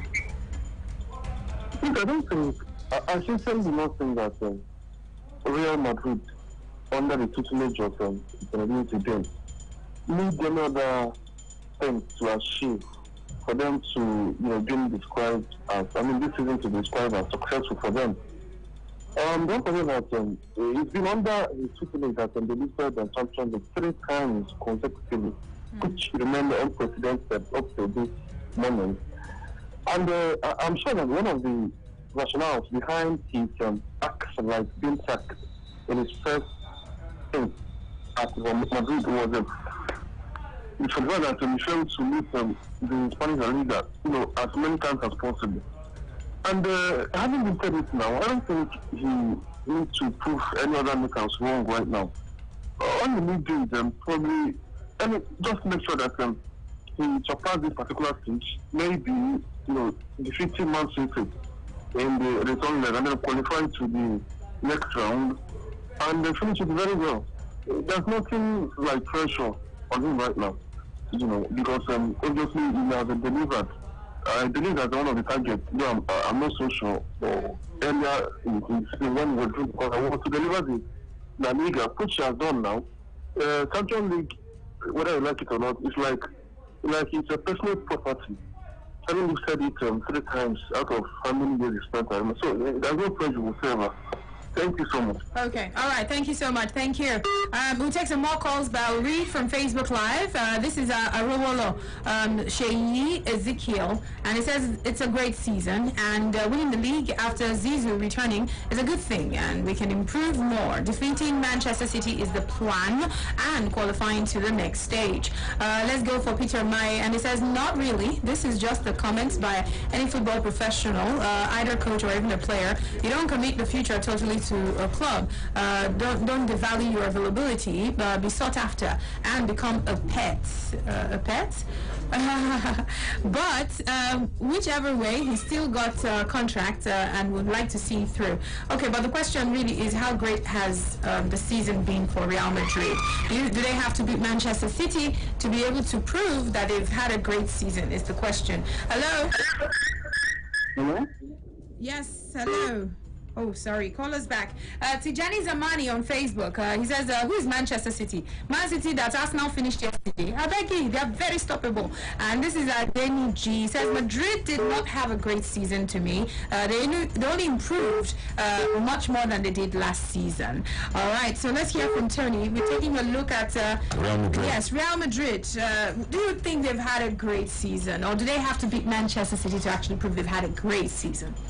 Well, it's similar to what we discussed last week. I think their emergence as champions of Spain was primarily due to the frailties and the way Barcelona played all through the season. If Barcelona had done what they ought to have done, Real Madrid obviously would not have won the La Liga that easily. Barcelona sort of surrendered when they started dropping points, and the final surrender was last night. Was it not last night they lost to, or was it the day before? The day before. They lost to Osasuna, lowly Osasuna. So whatever Real Madrid have done is a function of the poor season Barcelona has had. Yes, some fanatics will say yes, they've had a great season, and they obviously can still beat Manchester City, because Manchester City this season have been blowing hot and cold. All in all, in the Premier League, and you think that will change when the Champions League comes around? They say Zidane is the Champions League coach. He knows what to do, knows how to psych the boys. Let's see how Pep Guardiola would respond. Maybe that verdict, the ruling that they will play Champions League next season has also made them a little bit relaxed. If that verdict had not come, maybe the approach would have been different. But knowing Pep Guardiola, knowing Manchester City, and even knowing Zidane, he only tells us that game is finally poised. At 2-1, you know anything can happen. All they need to do that day is not to lose. That's Man City. But for Real Madrid, I think I would use great season when they beat Man City and then go on to win the Champions League. That will come as a surprise. In fact, not a surprise, will come as a shock. If that happens, I'll come here, I'll tell you that they've had a great season. But for now, just an okay or good season? Just okay. And Barcelona helped them. I don't know, Barcelona helped them. Okay, hello. 07000000889. Do you think that Real Madrid have actually had a great season? To prove it, do they have to beat Manchester City? Tony says Man City and win Champions League. Yes, you have to do all of that. Hello. Hello. Hello. Yes, hello, welcome. What's your name? Yeah, good afternoon to you again. Yes, good afternoon. Yeah, good afternoon to you, Tony. Yes, afternoon on his behalf, we're greeting you. What's your name? Yeah, I am Ugo. Ugo, go ahead. Yeah, I think that if you ask me, I will say that Madrid, or what has been has had a great season. I want to take people by their rest. During the start of this season, he told us that he is not too particular about the Champions League. That he wants to win the La Liga. And that La Liga he has won. So for me, it should have been the best of season for, not like Tony said, the season will be crowned a very good season for Madrid if they win the Champions League. But then, has not made the Champions League his priority. His top priority is to win the La Liga, and that he has not done. So for Zidane, it's been a very wonderful season for him. But for the Madrid team at large, it remains to be a great season because we know what Madrid can offer on a very good day. So if not great, an average season, an okay season, a good season, how would you describe it? An okay season for Madrid, but a great season for Zidane. Yes, I think for saying he wants to win the La Liga and he won it. So it's a great season for him. Thank you very much. All right, thank you so much. Thank you. And let's go for this one. Emmanuel Ike says, good day, guys. Zinedine won the league because Barcelona and Atletico Madrid were at their worst form. And Real Madrid didn't do anything remarkable on the pitch. They need to beat Manchester City to actually prove the point that they've had a great season. Hello. Hello. Hello. Welcome. Sorry, we lost your call. So nothing remarkable is what Emmanuel Ike actually said. He said nothing remarkable. But you said when you spoke that they've had a great season. Yeah, because circumstances, like I said, the context. Look at where they're coming from. Look at what they achieved. I mean, it's pretty straightforward. At the start of this season, what would Real Madrid have done? What were the expectations? It was like last season when everyone was looking at the Premier League and saying, look, Liverpool have to win the Premier League, and then they were on top of the table for long periods, and then they threw it away at Manchester City, who went on to win the league by a point. A lot of people say, well, that's one of Liverpool's greatest Premier League seasons. Liverpool might not even match the tally of the greatest Premier League season because they are 93 points, they're 4 points off that record. So you look at that and you're saying probably that is an instance, and context also matters. Now they've won the Premier League, 93 points. Would you say that is that not greater than the season they got 97 points and didn't win the league? So basically, for me, I think looking at the context, Real Madrid coming into this season, did they stand a chance? They were coming into Ernesto Valverde's third season as Barcelona manager. Barcelona were definitely, having the upper hand. Where the odds stacked against them, they didn't want to give them a chance. We saw them in the Champions League group stages. They struggled to get out of the groups, and they were not so, excellent. We saw them against Club Brugge. We saw them later against CSKA. We saw the fact that they finished second, and that was what earned them this meeting with Manchester City.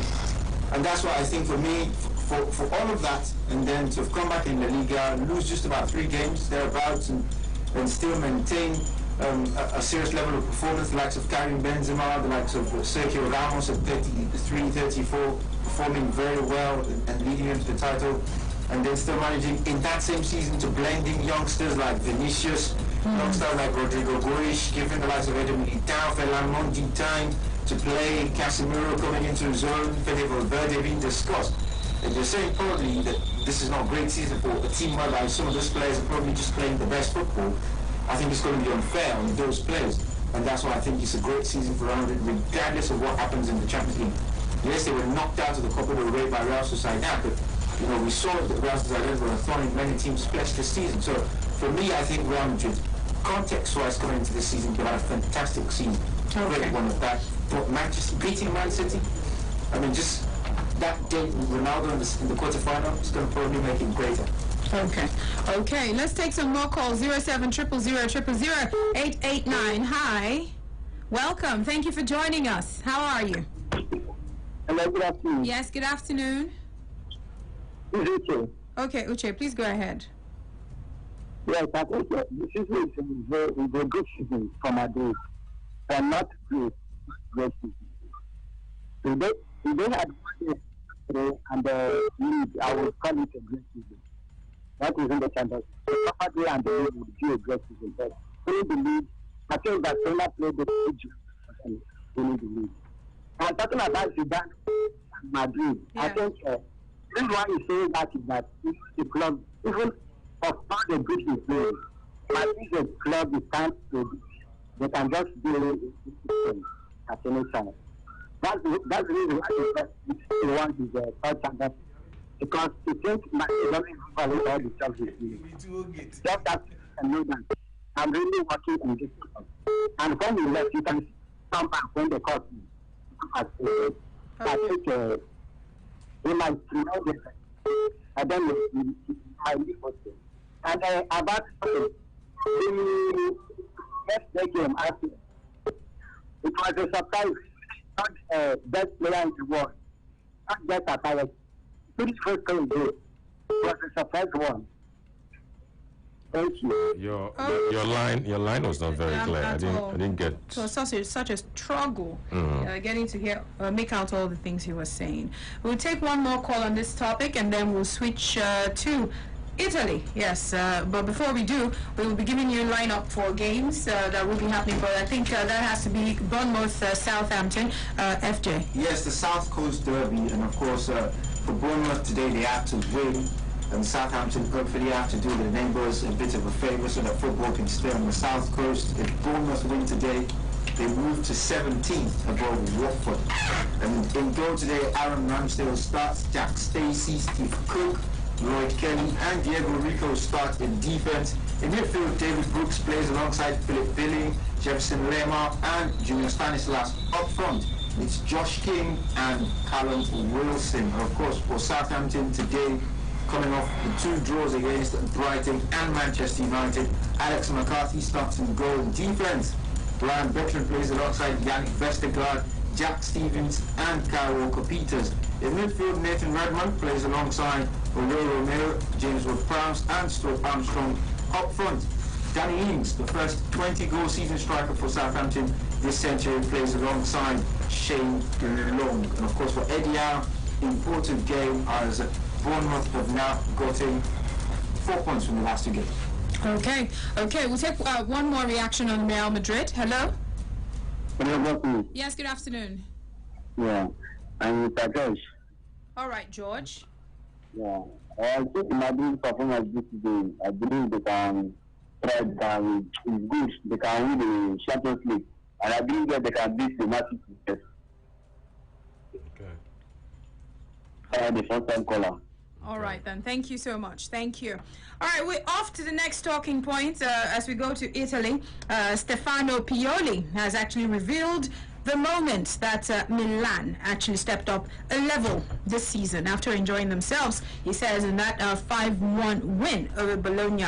And, of course, reading out what his quote was about, he said, "We are a team now. We believe in what we are doing." And so the Rossoneri are unbeaten since the restart, and of course one of the form teams in the Serie A, crushing Bologna, of course, 5-1, with goals from Alexis, from Hakan, and also from Banassa and Rebic, and also Calabria. And well, taking a look at Milan and how they've been, the red and black have yet to lose really against the top teams right there in the Serie A since the restart. They've picked up points against Lazio, Juventus, Napoli and Roma.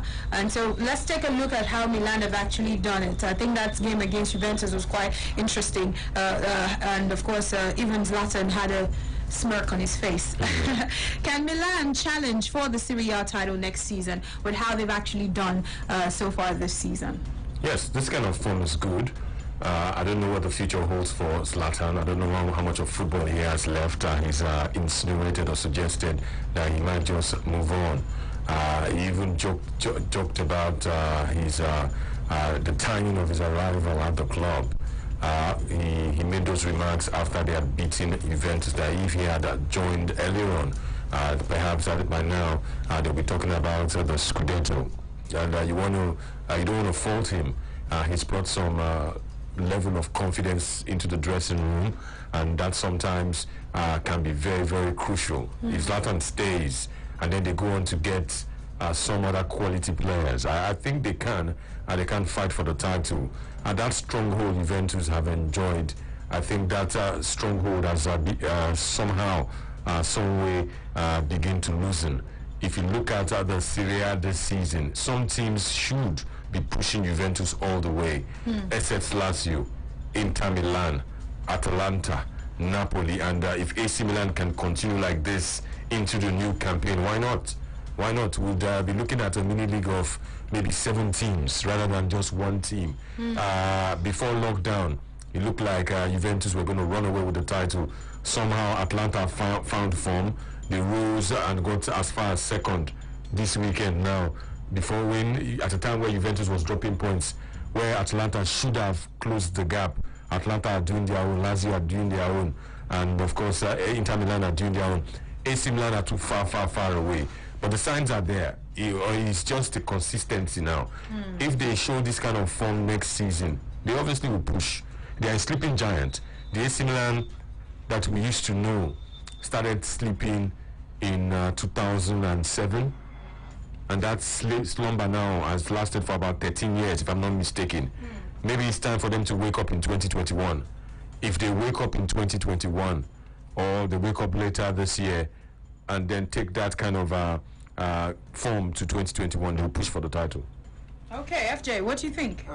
It's high time we have the Seven Sisters back in Serie A. I mean, it's been a while, and I think it's going to be very good to have that back.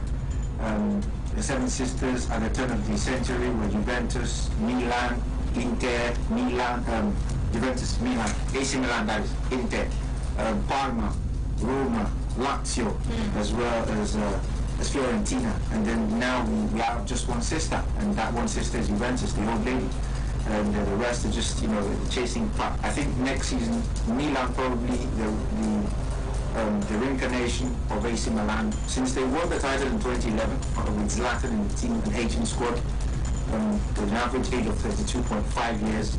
That team had Seedorf, had Suleiman Karis, had Kevin Prince Boateng. That was the same team that got robbed by Barcelona in 2012.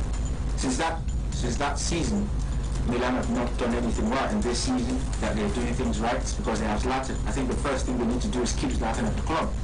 If they keep him there, then maybe we will talk about the title challenge next season. He already said it after the game against Juventus that if he was there from the start, maybe... How much of football does Zlatan have left? That's why I'm curious. That's why I want them to keep him on for an extra year and see if they will actually challenge. I don't actually think Milan can challenge for the title next season. I think they will challenge for a place in the top 4. Inter are there. No, challenging for the title could mean staying in the title race until the final few weeks of the campaign, and not, ending your title push or your European push midway into the season. Look at what happened in England. Liverpool remained in the title race. Man City were just on the ferry. And as soon as Liverpool resumed from lockdown, Chelsea and Leicester City had already fallen by the wayside. So it was Liverpool to lose. And there was no way Liverpool was not going to get the 6 points. Let's have this kind of title race. If you look at Barcelona and Real Madrid, it didn't. The title push did not swing in the way of Real Madrid until Barcelona started to drop points against Celta Vigo and was it Sevilla? Once they dropped those points, but then we're in the business end of the football season. Let's have that. That's why I felt maybe in England somebody should have delayed the title or the coronation of Liverpool even by 2 or 3 games. But Chelsea, I don't know what happened to them. They had no business. The game that they were not supposed to win. What will it profit you to beat Man City and lose to Sheffield?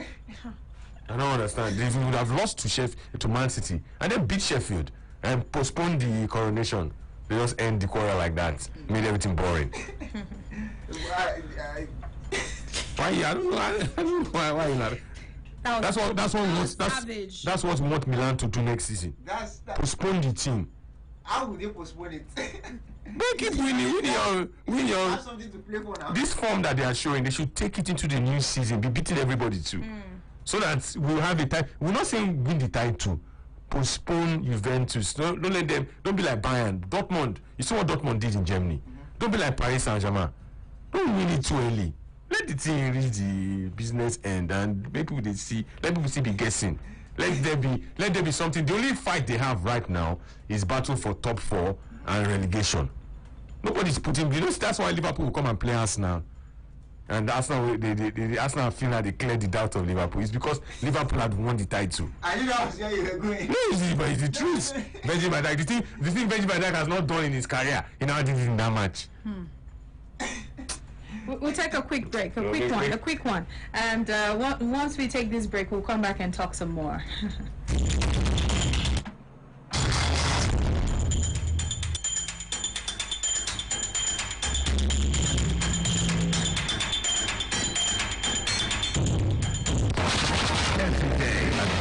by your station. 88.9 Brilla FM. Dilly, why are you smiling at your phone? I think I found one. I'm in love. Oh, please. You find the one every day now. No, this time is different. This is unlike anything I've ever seen before. I mean, I just signed up on msport.com and received 130% bonus on my first deposit. Can you believe that? It's the highest sign-up bonus anywhere in Nigeria. Wait. Let me see that. msports.com? Yes, it's the new sports betting website that gives you the fastest live betting, highest odds, 180% bonus on your accumulators, real-time cash out, and when you link your ATM card to your msport.com account, you get winnings paid out to your bank account in seconds. Wow, that's incredible! Yes, get 130% bonus on your first deposit when you sign up today. Take part in our Million Naira promo and share your bet code on social media to enjoy up to 100% of your stake back. Terms and conditions apply. msport.com. More than sport. There can only be one. Sports Radio, 88.9 Brilla FM. Live, our proof. Sports Radio 88.9 Brilla FM has gone beyond one league. Football Live. Be part of the biggest football package on radio. Football Live and Sports Radio 88.9 Brilla FM. Send your comments now to our Facebook fan page, Sports Radio Brilla FM. Our Twitter handle at Brilla FM 889 with the hashtag Football Live or email footballlive@brillafm.net. Hurry now, send your comments and be heard. Football Live. Football Live. Football Live.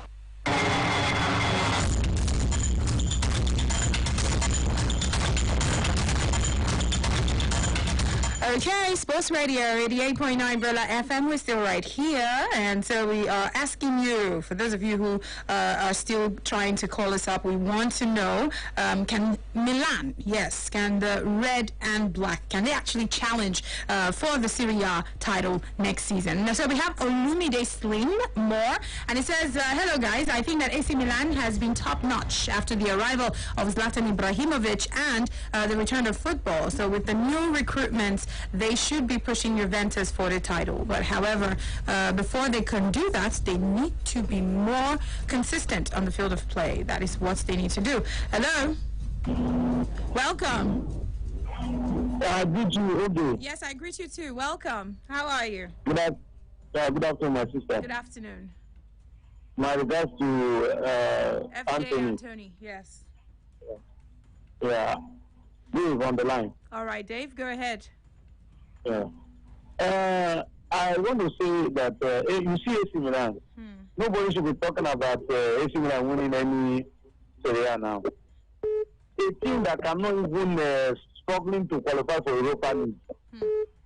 They don't know what they are doing. If you look at that AC Milan team, they don't know what they are doing. They're just forget about what they are doing now. AC Milan cannot. They don't know what they are doing for now. They are confused. That club is confused right now, AC Milan. Even when they brought in a new owner to take over, that one brought money. I don't know the kind of player they gathered. So who is talking about AC Milan title? Which title? They should first of all find a way to enter Europa League and Champions League first. That's where they belong now. Where AC Milan is right now is Europa League and Champions League level. They have not even entered Champions League level yet. They are still within the Europa League. Okay. So I don't see them doing anything. At least let's give them like 3 or 4 years. Before AC Milan can win Serie A now, we'll be talking like another 7 or 10 years time. Because you see the gap, even as Juventus is not doing well, the gap between them and Juventus is too wide. It's too much. You understand what I'm saying? Okay. It's like somebody saying using leg to threat to Jericho. The gap is too much. Forget the fact that they should go and sit down. Trek from here to Jericho. My brother, It's not that bad. Let's go. Moses Angel on Facebook Live says if only Italian football politics will allow AC Milan to be great. Look at what happened yesterday. Atalanta didn't want to play that match because Italian FA wants Juve to win with Sarri ball. And he says Tony is absolutely right. Postpone the title winning so that everyone can be serious. Imagine Virgil van Dijk making error. How? Like how? This is allow me. Tunde Banjo says AC Milan has been consistent recently, and I hope that they get it right next season, because AC Milan, we know, is always playing Champions League football. I would like to see them in the Champions League. They can do it. Let's go for another one. This is Omolade Idris. Idris Omolade with his comment here, and he says Atalanta is better positioned than Milan. They are the second highest scoring side in Europe. They are better positioned, is what he says. Okay, hello. 07000000889. Again, that's 07000000889. Let's take a few more reactions to this one. Atalanta better position. That guy. I don't know why. That's too much. That's too much.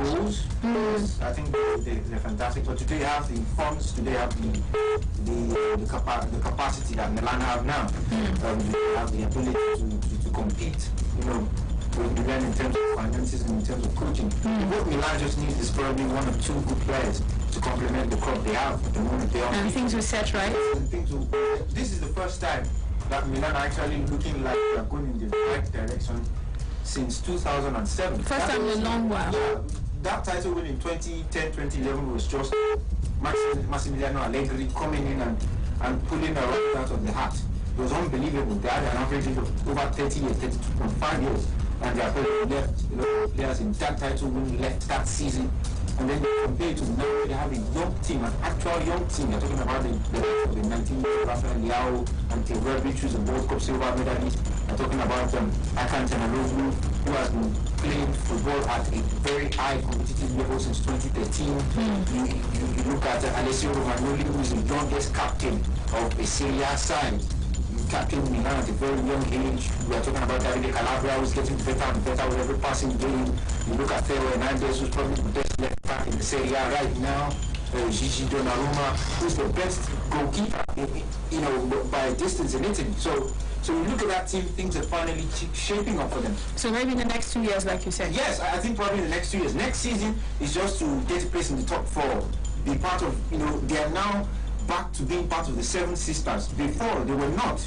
Between 2013 and now, if you're probably talking about Italy's Seven Sisters, you're probably talking about one sister, and that's Juventus. And maybe if you're trying to be generous, then you can say, okay, Inter, Napoli, and maybe Roma. Apart from those teams, there was no challenge for Juventus up until this season, where you had two teams chasing, and then Lazio gave us false hopes. Then Inter gave us false hopes. Atalanta gave us... They showed us a sign. Clara showed us a sign. Yes, they showed us a sign, and then... That surprised everybody. Okay, let's take some more calls. 07000000889. And of course, very soon we'll be joining our UK studios for the contribution of Football Live. Hello? Okay, let's take some more calls. 07000. Now, wow, get it outside. Okay, let's go for this one. Next call right here, 07000000889. So, AC Milan next season, what is it looking like? Are they gradually getting things together? Right there, things looking up. Hello. Hello. Hello. You sound like you're under 18. You sound like you're too young to be here. Exactly, I thought so. PGO, Biko. And let's quickly read from Facebook Live. Let's read some comments there. This is coming in from Ola Laomi Tunde Banjo says AC Milan players have been setting pace. Their goal scoring form has been fantabulous. They are doing well, Jari, and they can compete next season. I believe in the team. Why can't they compete if they can beat Juventus? Chetachuku says, I think it's this form they can do something. I think with this form they can do something. So can they maintain that into next season? That's the big question. You asked a question about Zlatan. How long does he really have to even play well? So it's a different thing in a one-off fixture than doing it over the course of the season. We saw Atletico Madrid. Diego Simeone once made a statement before Atletico's away title win that the most important thing for them was now that they could stand up to Barcelona over 2 fixtures, they had to stand up to them over the entire course of the season. And they've been able to do it once, and that was that 2013-2014 season, in which they needed Barcelona to even scrape up in the final game to win La Liga. So for Milan, they might stand up to Juventus in one-off fixtures. We've seen Inter stand up to Juventus in one-off fixtures in recent years. I mean, we've seen Lazio. Lazio have not lost to Juventus this season. They played Juventus again today. They've not lost. They've won both fixtures 3-1. But still, they are 9 points behind Juventus. So it tells you something that, apart from winning those one-off fixtures, Napoli got the better of Juventus in the Coppa Italia. We saw them this season earlier on as well.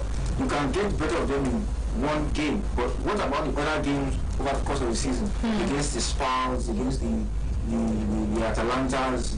We're talking about a league that has Atalanta, who has scored 7 goals 4 times this season. Not even Pep's great Barcelona side scored 7 goals in a match 4 times. Atalanta have done it 4 times, and still yesterday against Verona.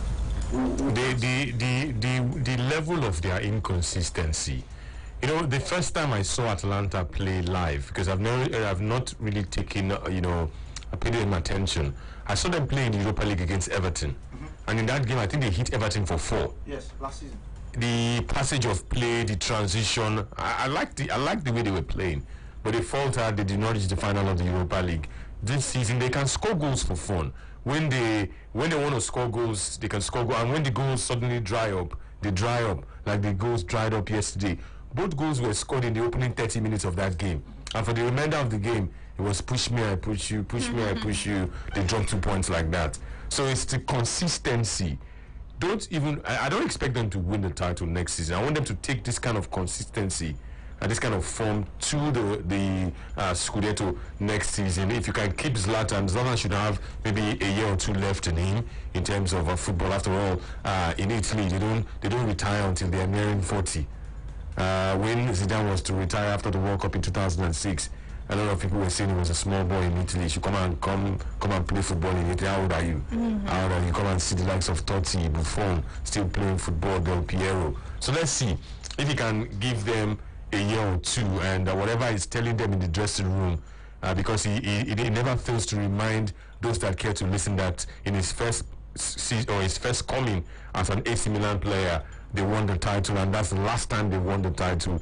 Maybe that's the tonic that they need in the dressing room. Maybe that's what Zlatan has been telling them, but somehow, some way, it has coincided with his arrival.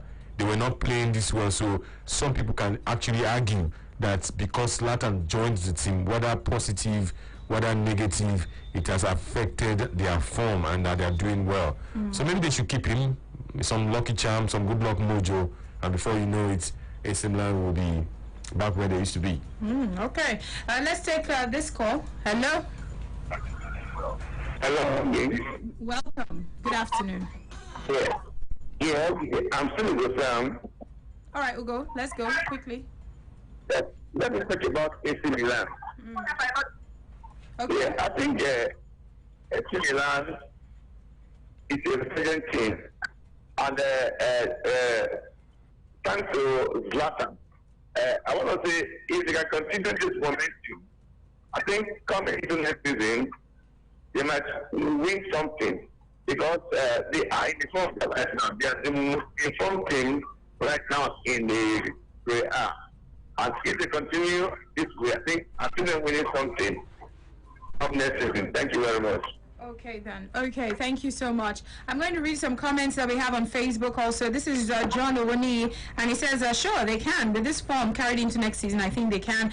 Michael AJ says, consistency is key. They lack the aspect. AC Milan, Lazio, Inter, Atalanta all lack this consistency. So if Juve is not in form, they still manage to win or even get draws that help them a lot. So they need to be consistent, these other teams. Let's go for Gift. Gift says, I've watched some games of Milan this season. I still think that they are a work in progress. They still have a long way to go before challenging the likes of Napoli, Inter, not to even talk of Juventus.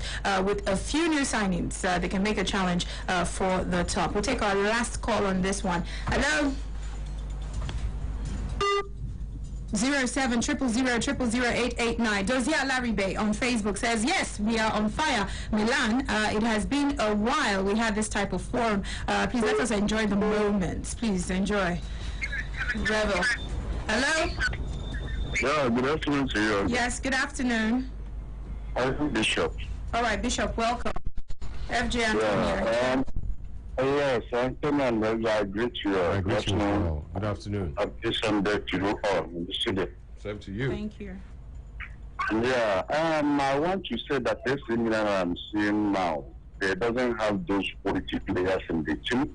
To challenge for the title next season, I think if they should do maintain the consistency comes next season, they can only finish in the top 3, 4 of the Serie A.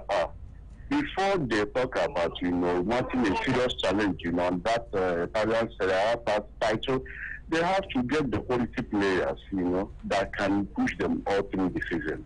But as for now, they don't see much quality or workout play in that team. That's what I have to say for now. And you asked a question before about Madrid. Madrid wasn't too great this season. Madrid was not too great this season. In fact, the only time I think they have done very well this season is the return of this league after the coronavirus pandemic. I think that is the only time that I see they have done something meaningful. Even at that, I'm not too convinced that this Madrid side can win much because I haven't seen anything too spectacular about the Madrid side. Thank you very much. God bless you all. Thank you. And that's the way we'll wrap things up here. I know you guys are also looking forward to the FA Cup game. Who's your money on? Chelsea.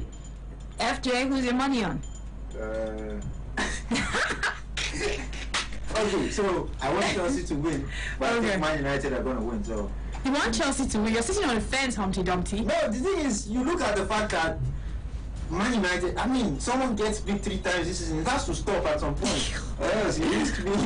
If Chelsea lose to Man U, that's what no Chelsea fans should talk to me, because I'll rub it in. This studio is not I'll rub it in. Salt out. I'll remind them, because better beat Man U now so that when it's time to play Bayern, the pressure will be reduced. Because we already started seeing pictures.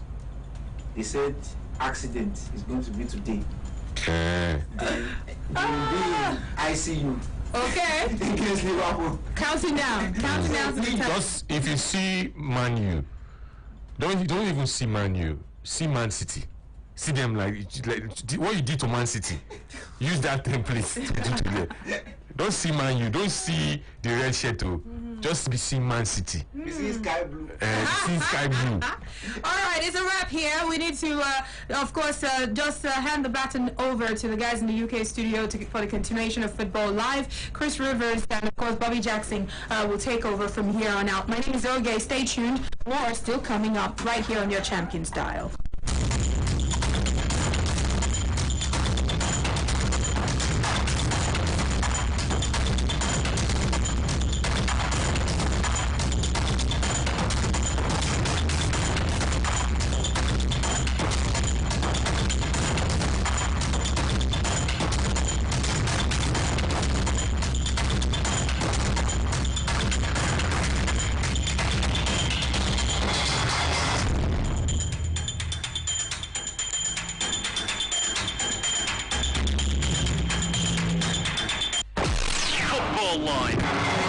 part of the biggest football package on radio. Football Live and Sports Radio 88.9 Brilla FM. Send your comments now to our Facebook fan page, Sports Radio Brilla FM. Our Twitter handle at Brilla FM 889 with the hashtag Football Live or email footballlive@brillafm.net. Hurry now, send your comments and be heard. Football Live, Football Live, Football Live. Football Live, our proof that Sports Radio 88.9 Brilla FM has gone beyond one league.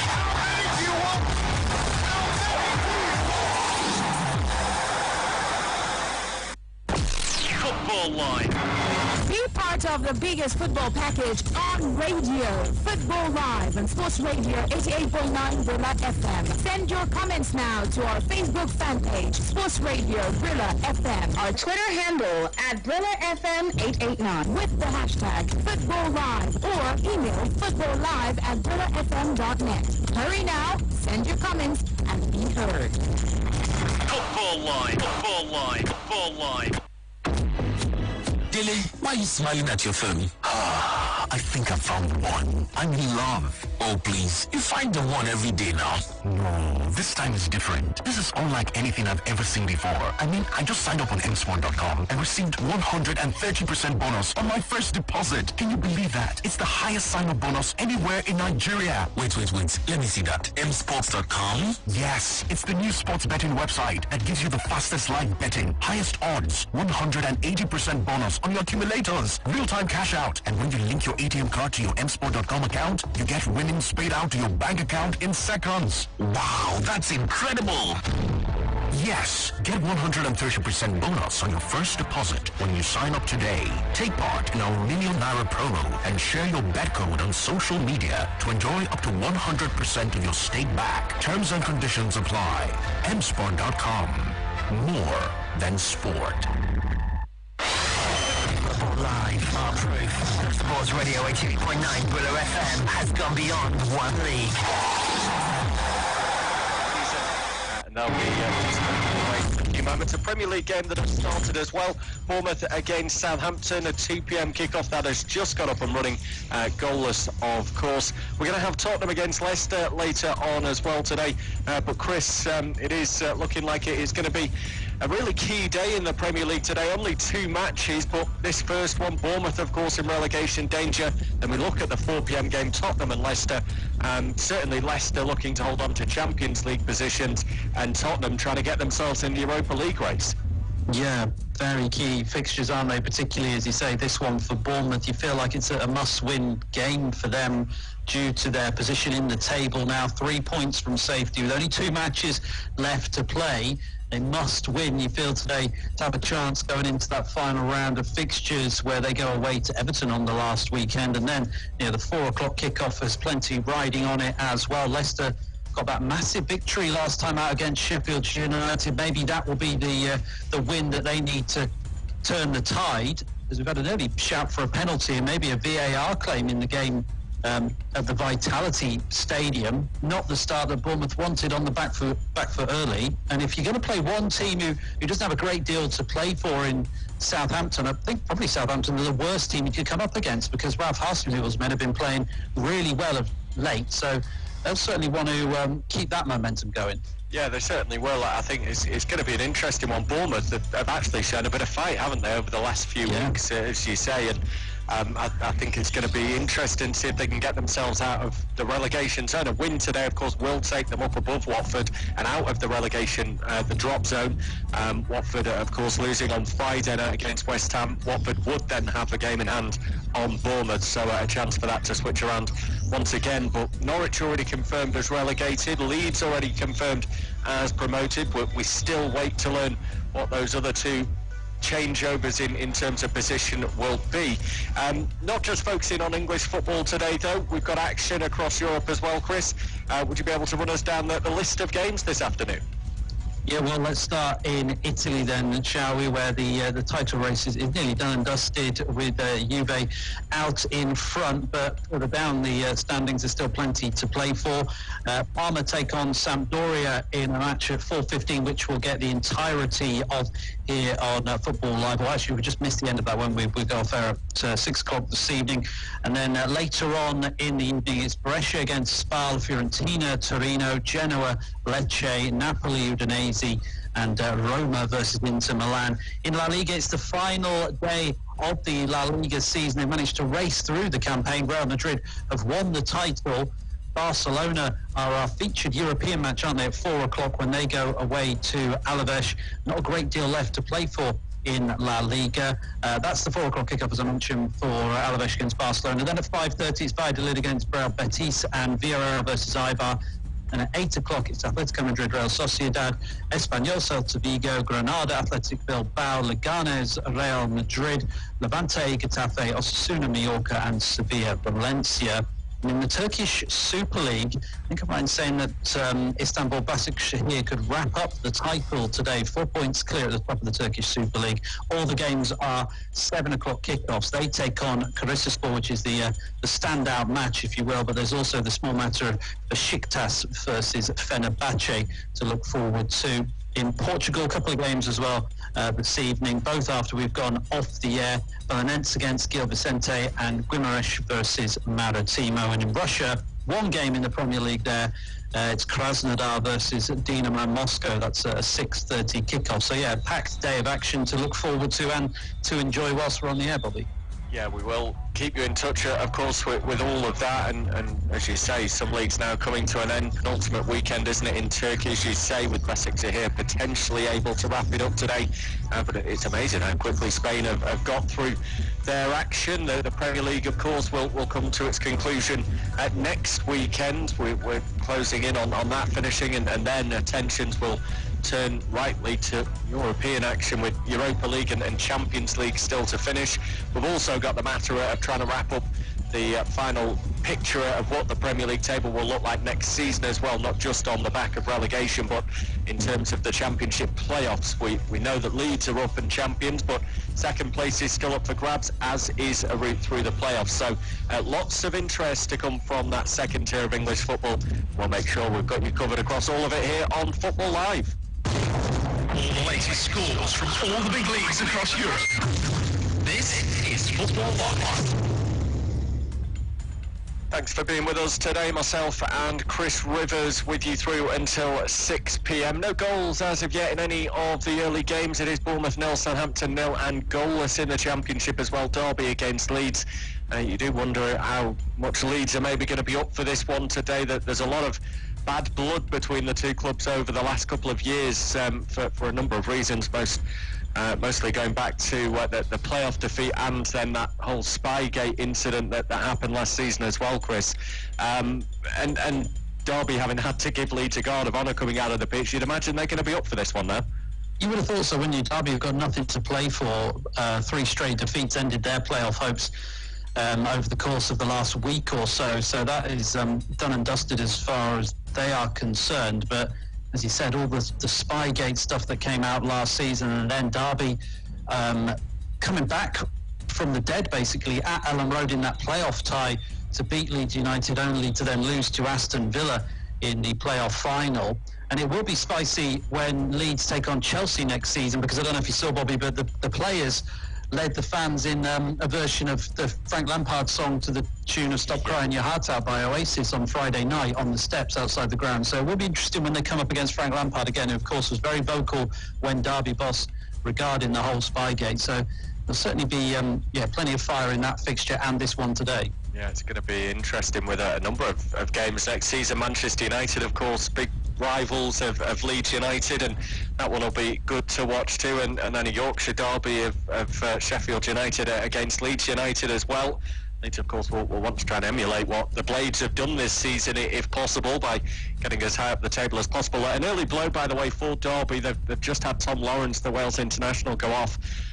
He's been linked with some big moves away from Derby, but he's got off with his arm in like a makeshift sling using his shirt there. He's gone down with an injury, and that's the end of his game. And possibly the end of his season as well.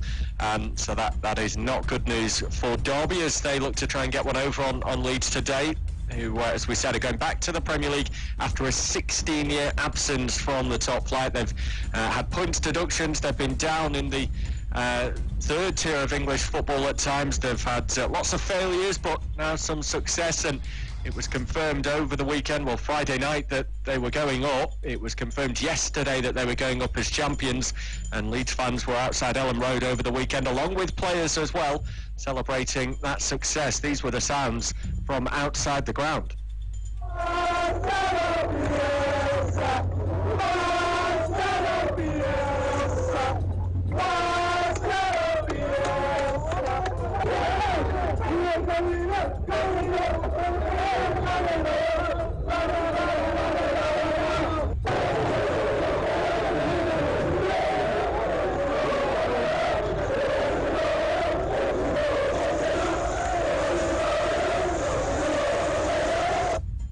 Similar scenes there, Chris, to what we saw with Liverpool fans, I suppose, winning the Premier League title after a 30-year wait. It maybe seems that long for Leeds fans, 16 years outside the top flight, and they'll be back up there next season. And I suppose the question is, how can they cope in the Premier League next season? Marcelo Bielsa is a manager that has often been in the top divisions of leagues. He's got a fantastic reputation, bit of a coup that Leeds managed to get him in the Championship. His football has worked fantastically well.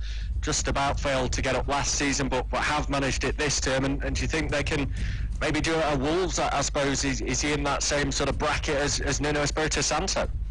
Oh, well, as you say, Bobby, I don't think there can be any questions over Marcelo Bielsa being regarded as one of the top coaches in the world. You look at his resume, he's always liked to challenge, hasn't he? But he's done particularly well with Athletic Bilbao, and he had a decent season at Marseille, as well as some time in South American football with Argentina and Chile as the national coach of those two nations. But the big question for me is whether Leeds will have the financial clout to be able to buy the players they need to stay up. They've got a very small squad, Leeds United, and any injury really exposes the lack of depth at this level. And, you know, whilst, as I say, I think Bielsa has done a fantastic job and will continue to do a good job whilst he's in charge, I just worry about whether they're going to have the finances to be able to compete. You mentioned Wolves there, but they have spent quite a bit of money, Wolves, to get where they are. Sheffield United went out and splashed the cash, didn't they, on the likes of Ollie McBurney and Sander Berg over the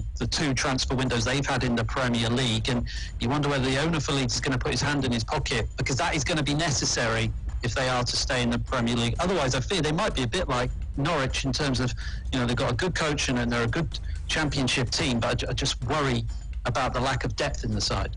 Yeah, I think it would be a huge shame for those Leeds fans that have celebrated coming up if it did just last one season. But it is going to be interesting to see how they manage to adapt to the top flight. As you mentioned there, that tight-knit squad is something that maybe might work against them, and the way that Bielsa demands so much from them. And as you mentioned as well, maybe a lack of funds could be an issue. We have heard from a lot of clubs that they're not maybe going to be able to spend the money that they would have liked to have done just 3 or 4 months ago. Since this pandemic is here, it has hit the pockets of owners and clubs as well, and financially they're not going to be able to have that spending power that they may well have had. So we'll have to see how that sees them shape up. It is still goalless in the game between Derby and Leeds, and no changes either in our early Premier League match. Bournemouth 0, Southampton 0.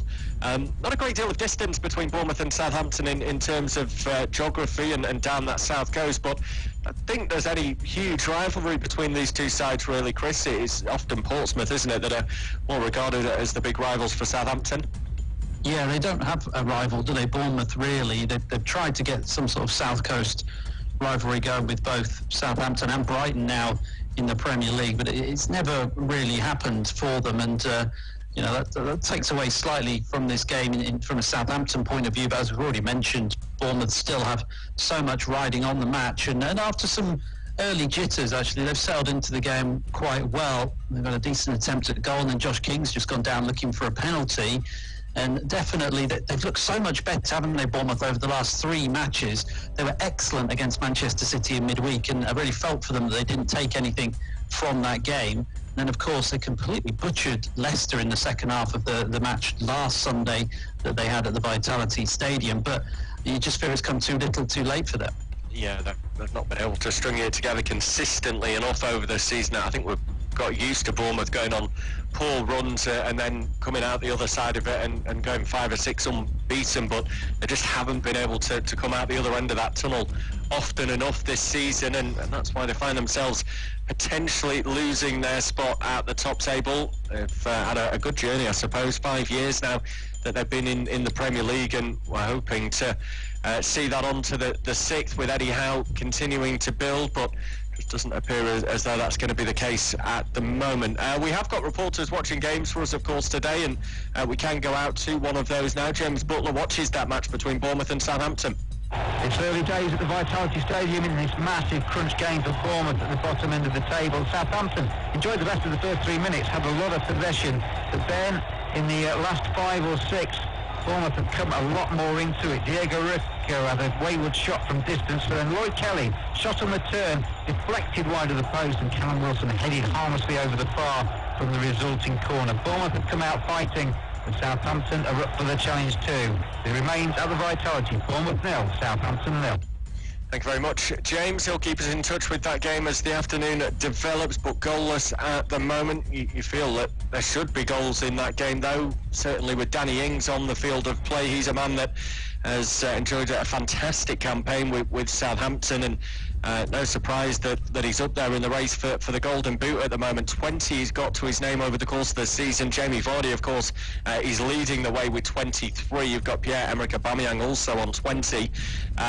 It looks like we could have an English winner of the Golden Boot this season, Chris. Yeah, it certainly looks that way, doesn't he? Jamie Vardy's found some form just at the right time, hasn't he, to pull away from the chasing pack as they were closing in on him. But Danny Ings has had some season, hasn't he, as well? When you consider that he ruptured his cruciate knee ligament twice, didn't he, when he was at Liverpool? You wondered whether he'd ever get back to the kind of form that saw Liverpool spend a fair bit of cash on him, but he's done just that at Southampton this season, and without his goals, you wonder where Southampton would be. And had the Euros been taking place this summer, I think he would have had a great opportunity to go to the Euros, and he could have gone as the Golden Boot winner, as you say. He needs a couple of goals today to put the pressure on Vardy ahead of his game against Tottenham, and he gets a couple of goals. Leicester have got a tough run in. He might well snatch the Golden Boot.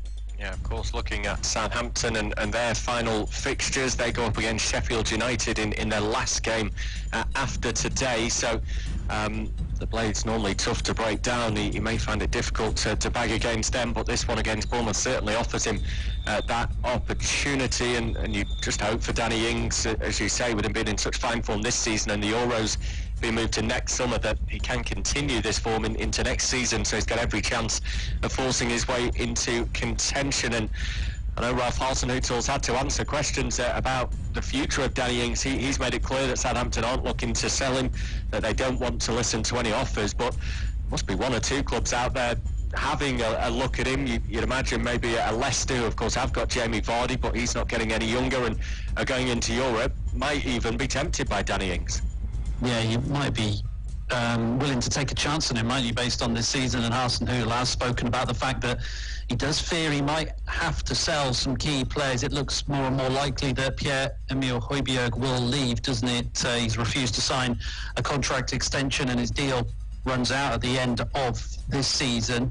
Next season, so they'll look to cash in, won't they, this time around. And Ryan Bertrand actually in a similar position.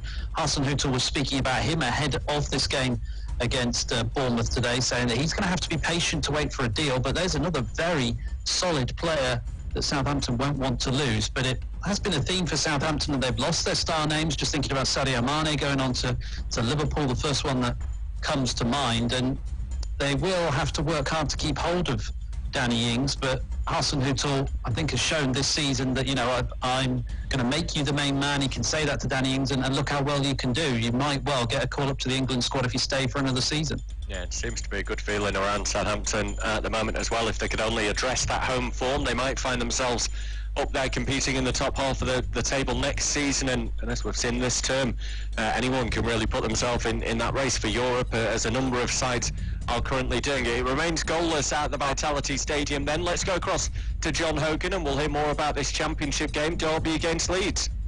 Big goals at Pride Park, but Leeds United have been the better team. They might be hungover, but they're not showing it. They're playing with the usual zest and zeal we've seen from them all season. Saw Tyler Roberts with a good ball into the box to find him. His turn and shot was nearly too good for Keller-Roos. A case of butterfingers on his inside. We've seen Pablo Hernandez little give and go at the edge of the area, shot just over the top. Derby yet to get going, but it's goalless. The latest updates and reports from across Europe's big games on Football Live. That was John Hogan with the latest in from Pride Park. Derby 0, Leeds 0. Do get in touch with us today, hashtag Football Live. If you've got any questions for myself or Chris in the studio, we'll do our best to get through them over the course of the day. Looking at a little bit later on this afternoon, of course, we've only got the two games currently up and running. That one in the Premier League, Bournemouth 0, Southampton 0, and goalless, as you've just heard, in the Championship between Derby and Leeds. But there is another Premier League game. It's Tottenham who take on Leicester. And Tottenham can find their way into the Europa League. Still, Champions League has been ruled out of the equation now, mathematically unable to get a Champions League spot, in particular after we found out about Manchester City's European ban being overturned. So that means that fifth place will no longer be up for grabs as it was thought it could be. As for Leicester, well, from their last outing, they've discovered that they'll be at least guaranteed a spot in the Europa League, but having been in the driving seat for a Champions League spot all season, I think they'll really be disappointed if they fail to finish in the top four. Just looking ahead to today's game at 4 p.m, and Jose Mourinho has been speaking to the media with his thoughts about what might be to come. In quite a funny way, I'm telling the players 2 more victories to win the Europa League. That's what I'm telling the players. I know that it's not like that. I know that Europa League is a long competition. It's just a feeling to try to motivate the boys, because of course our level is Champions League. I won Champions League, the players, they played Champions League final.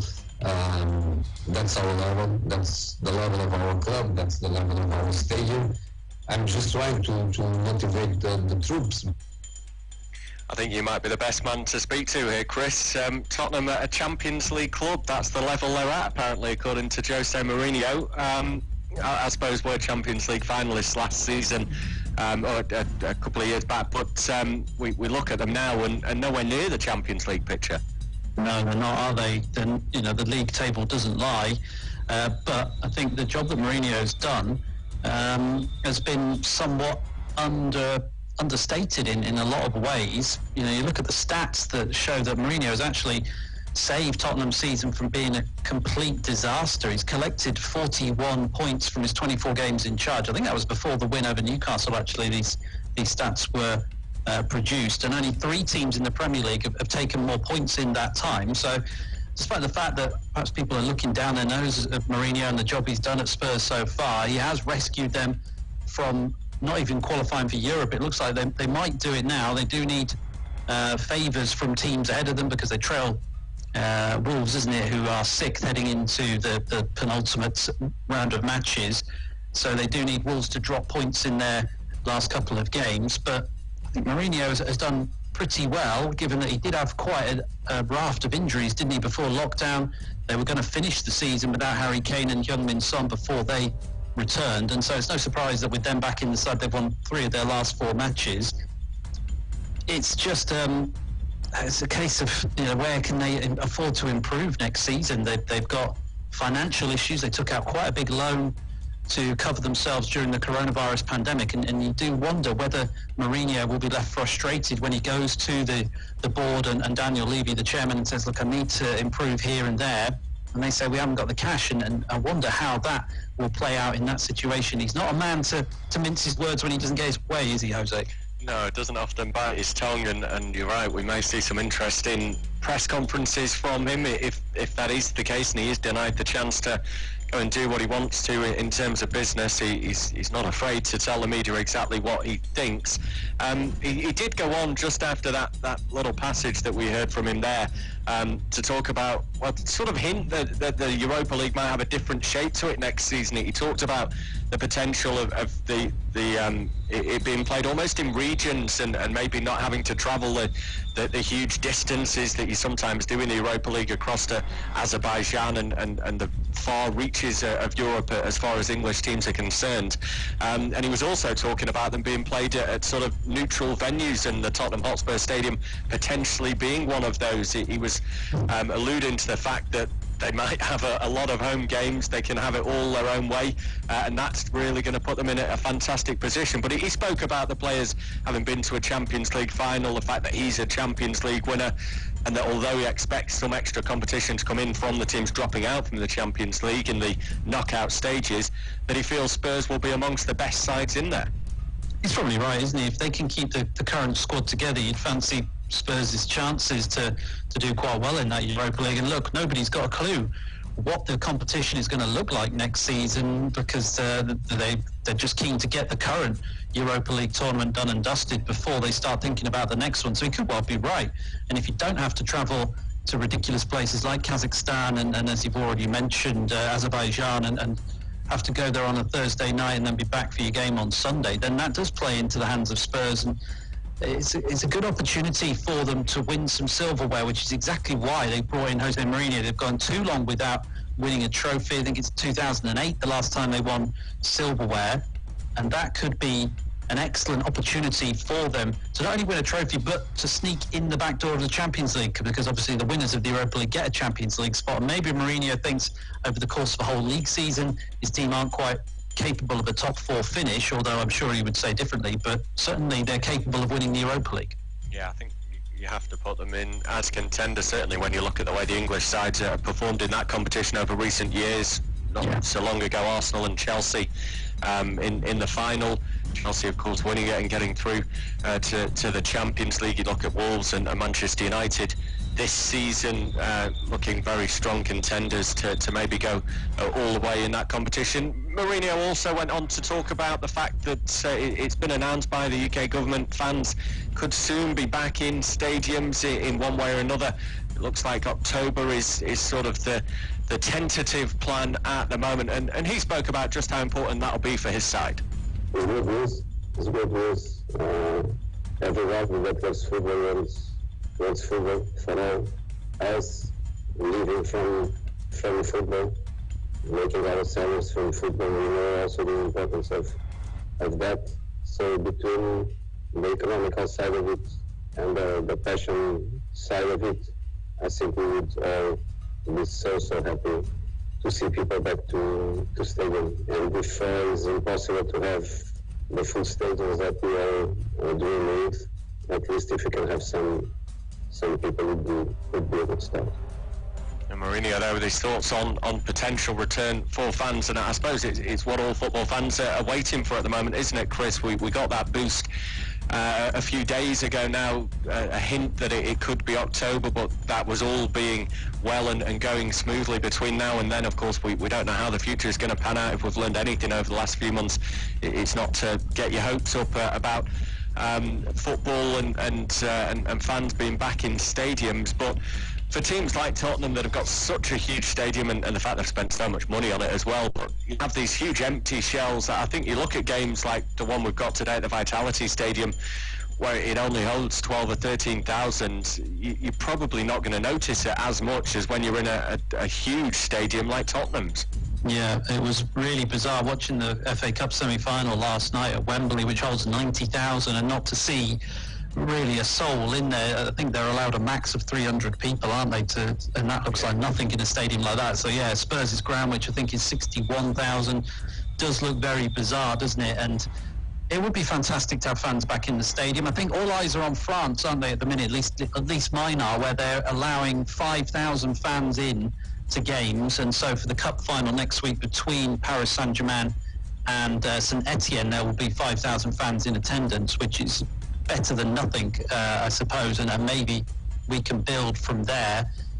But as you say, you don't want to get your hopes up. The whole landscape of the world changes so quickly at the minute that by October, who knows where we'll be. Hopefully we'll be in a better position. But as you say, you don't want to presume that we'll be back at football matches by November time, but that's the hope. Yeah, we'll come back to Tottenham in just a moment because we can go across to John Hogan. He's got the latest in from Pride Park, Derby against Leeds. Pride Park, it's Derby nil, Leeds United nil. Leeds have been the better of the two teams. They're not playing with any kind of hangover. They're playing with the joy and freedom. We've seen Pablo Hernandez try one from the halfway line. Kelleher's got there quite comfortably back and plucked it out under his crossbar, but it was a shot on target. How audacious. We saw Tyler Roberts as well. A good shot over when Derby gave the ball away. We've seen shots from Derby, but they've been second best so far. Thank you very much, John Hogan. We'll hear from him again shortly, keeping us in touch with that championship game today. Leeds' first outing since being crowned champions, and they're looking to just add a further gloss to the victory, or the promotion, I should say.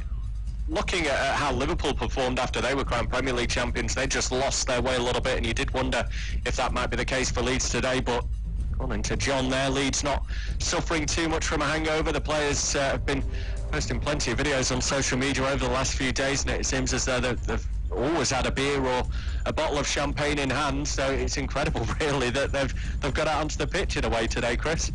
Yeah, I did wonder what team they'd put out today, whether maybe they'd have to rest a few players because of the celebrations that have been going on since Friday night. I mean, they've worked ever so hard to get to this point, so they should be allowed to enjoy it. And I wonder whether we would see a few changes for the game today at Derby. But as John said, it's looking a fairly even contest at the minute. They're not going through the motions as such, and they want to carry on this form because it's important to keep up the momentum through until the end of the season and beyond into the next campaign, because you saw Sheffield United end last season strongly and they've managed to build on that, and I'm sure Leeds will want to do something similar. Yeah, and probably even more important, there's a good point you make there, because we're not going to have the usual break between seasons this time. It is almost going to run straight through. We're going to have a month off in terms of competitive action, but I'm sure that the players and the managers and everyone involved with the clubs will be working through that month. They'll almost treat the 3 months that we did have an enforced break as their off season, and it'll be pretty much straight through now, and I don't think the Leeds players will have too many complaints about that. They'll want to make sure they're in the best shape and as prepared as possible for life in the Premier League. We'll hear from James Butler in just a moment as well. In fact, we can go across to James Butler now. We'll get the latest in from the Premier League game at Bournemouth against Southampton. Eddie Howe giving instructions during the mid-first half drinks break at the moment, with the game still goalless at the Vitality Stadium. We've seen Aaron Ramsdale have to come out quickly to deny Nathan Redmond, and Southampton were coming forward on the break, and then almost straight away Stanislas raced clear down the left-hand side. His ball into Josh King was an absolute peach, and if Josh King had had another 6 inches on the end of his right foot, Bournemouth would have been 1-0 up. It's been cut and thrust, it's been hard fought, yet to see a goal. It remains at the Vitality Stadium, Bournemouth 0, Southampton 0.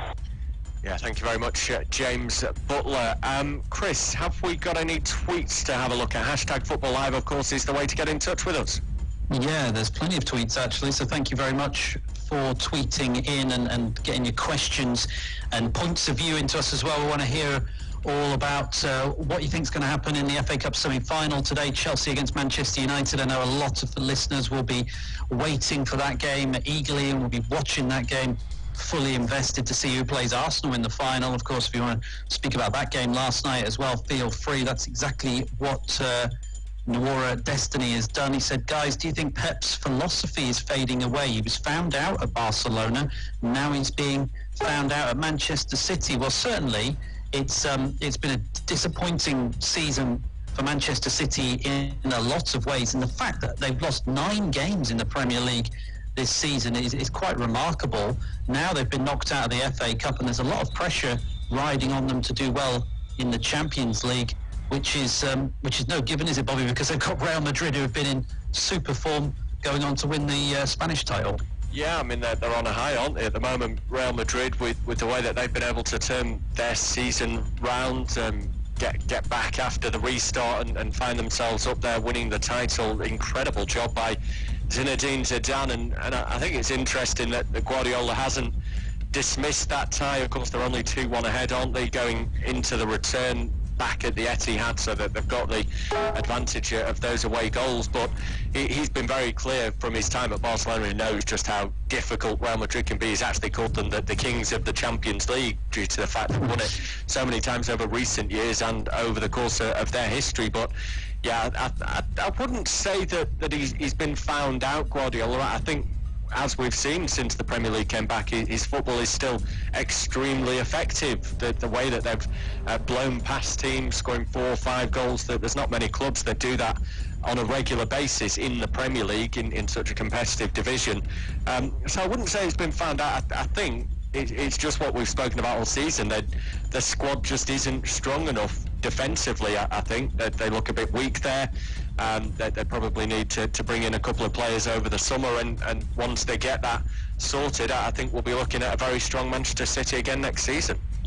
Yeah, I agree with that. I do think they need to strengthen in certain areas. I was disappointed with Gabriel Jesus last night, who went missing, didn't he? And didn't really see enough of him in that game against Arsenal, in a game they were chasing for so long. And then at the back, they certainly need to invest as well. Elsewhere, Joel Ate Friday has said, welcome guys. He said, what do you think about Lampard's claim that the VAR favours Manchester United more this season? Do you think Crystal Palace should have gotten a penalty against United last week? I think it's difficult to say that VAR favours one team over another. It's like saying that a referee favours one team over another. I don't think that's really how it plays out. But maybe Manchester United have benefited more from VAR than some other sides. I do think Lampard is just stirring the pot a little bit there, because he did also, claim in the same sort of sentence that Manchester United players maybe go down a bit easy as well. I think he's indicating that he feels that Bruno Fernandes has perhaps hit the deck a bit easy at times this season, and he did get a penalty against Aston Villa, which was then ruled as incorrect by the referees board. That was given using VAR, but I just think he's perhaps trying to get under the skin of United heading into the game this afternoon, Bobby. Yeah, I agree with that. I mean, his tactics on the pitch haven't worked, have they, as Chelsea manager when facing Manchester United? They've lost all of the previous meetings this season, so he's clearly trying a different route to see if he can find a way to maybe give his side a bit of an advantage. And I think, like you say, you couldn't really make the case seriously that VAR favours one team over another. I mean, before we had VAR, everyone just made the argument that referees favour Manchester United, didn't they? It was always the case that you get the penalty if you're Manchester United, you won't if you're someone else. So I think that conversation has just moved on with technology now, hasn't it, and taken the direction off the referees on field and onto the referees now in the VAR studio. So yeah, I think you can't really have much substance behind that argument. No, I don't think so. I think that's one that I think if you're not a fan of Manchester United, maybe you feel that way, but I think the stats might not bear that out, and I don't think that will be the case in the long term. Ahmed Malafi has got in contact, a regular contributor to the show. Thank you very much, Ahmed, as per usual. He said many analysts and journalists do look down on Jose because he is always honest and blunt. Probably the reason why they always talk and ask why he doesn't start players in a match. It's true other managers aren't asked the same questions, so defending Jose Mourinho there, and yes, he is honest and blunt, and that does rub people up the wrong way, but I do think he's quite often, a media darling. I think he does get perhaps better treatment than some managers because of the fact that he is always honest and he's always good for a quote, Jose Mourinho. Yeah, he is. I think we're quite lucky to have him, aren't we, really, in the English game as often as we have over the last few years, for the good and the bad. I think sometimes the football is forgettable, but certainly his press conferences bring more than enough entertainment, and he's often looking a little bit agitated, I think, nowadays with the questions that are sent in his direction, but he's one that you tend to rely on for that entertainment factor. I'm just going to break off, Chris, because I'm sure you've seen these as well, the reports out there claiming that Watford have sacked Nigel Pearson. We're still waiting on official confirmation of this at the moment from Watford. There's nothing to have come out of the club, but I mean, that's a major surprise, isn't it? Still 2 games to go of the season, every chance of surviving. They have got Manchester City at home and Arsenal away in their final 2 games, so it's a tough run-in. But we're hearing that Nigel Pearson, from a few sources here, has been sacked by Watford now. Yeah, it's looking that way, isn't it? It's been quite widely reported. The Telegraph initially had it in the UK in terms of they broke the story first, but I'm seeing a lot of it now on Twitter with the journalists that I follow, and it seems a crazy decision, doesn't it? Because Pearson was the 3rd different manager they'd had already this season. He's got them off the mat, really, hasn't he? Because they were rock bottom of the table when he took charge, and they've given themselves a real hope, as you say, Bobby, of staying up this season. And before they lost to West Ham on Friday night, they'd actually won their previous 2 matches, crunch games against Norwich and Newcastle. And it's a thankless job now for anybody who takes that one, because they end the season against Manchester City and Arsenal to Watford. So I'm not sure who they're expecting to come in and take over and do a better job than Pearson. Watford is a very strangely run club at times, I think. It is. You just really wonder what's going on at board level, don't you, when they just chop and change so quickly. I mean, it has worked, I suppose, in a way over the last 4 or 5 years, that they've been able to keep their Premier League status, and of course last season actually had quite a good campaign for the most part, but they just seem to pull that trigger a little bit too quickly for me. No idea who they would get in. I mean, it's surely got to be a caretaker, hasn't it? Hayden Mullins was in as caretaker manager earlier in the season. He had 2 games in charge, and he drew one and lost one. He didn't manage to get a win during that period. I don't know if they would turn to him again. If they're not going to appoint a caretaker manager, and if they're sacking Pearson because they've got someone else in mind that's going to come in permanently, then surely discussions must have already gone on here, because they're going to have a new manager in charge for when they next play. Yeah, it's bizarre, isn't it? Very, very bizarre. I mean, they're not the only managerial names to...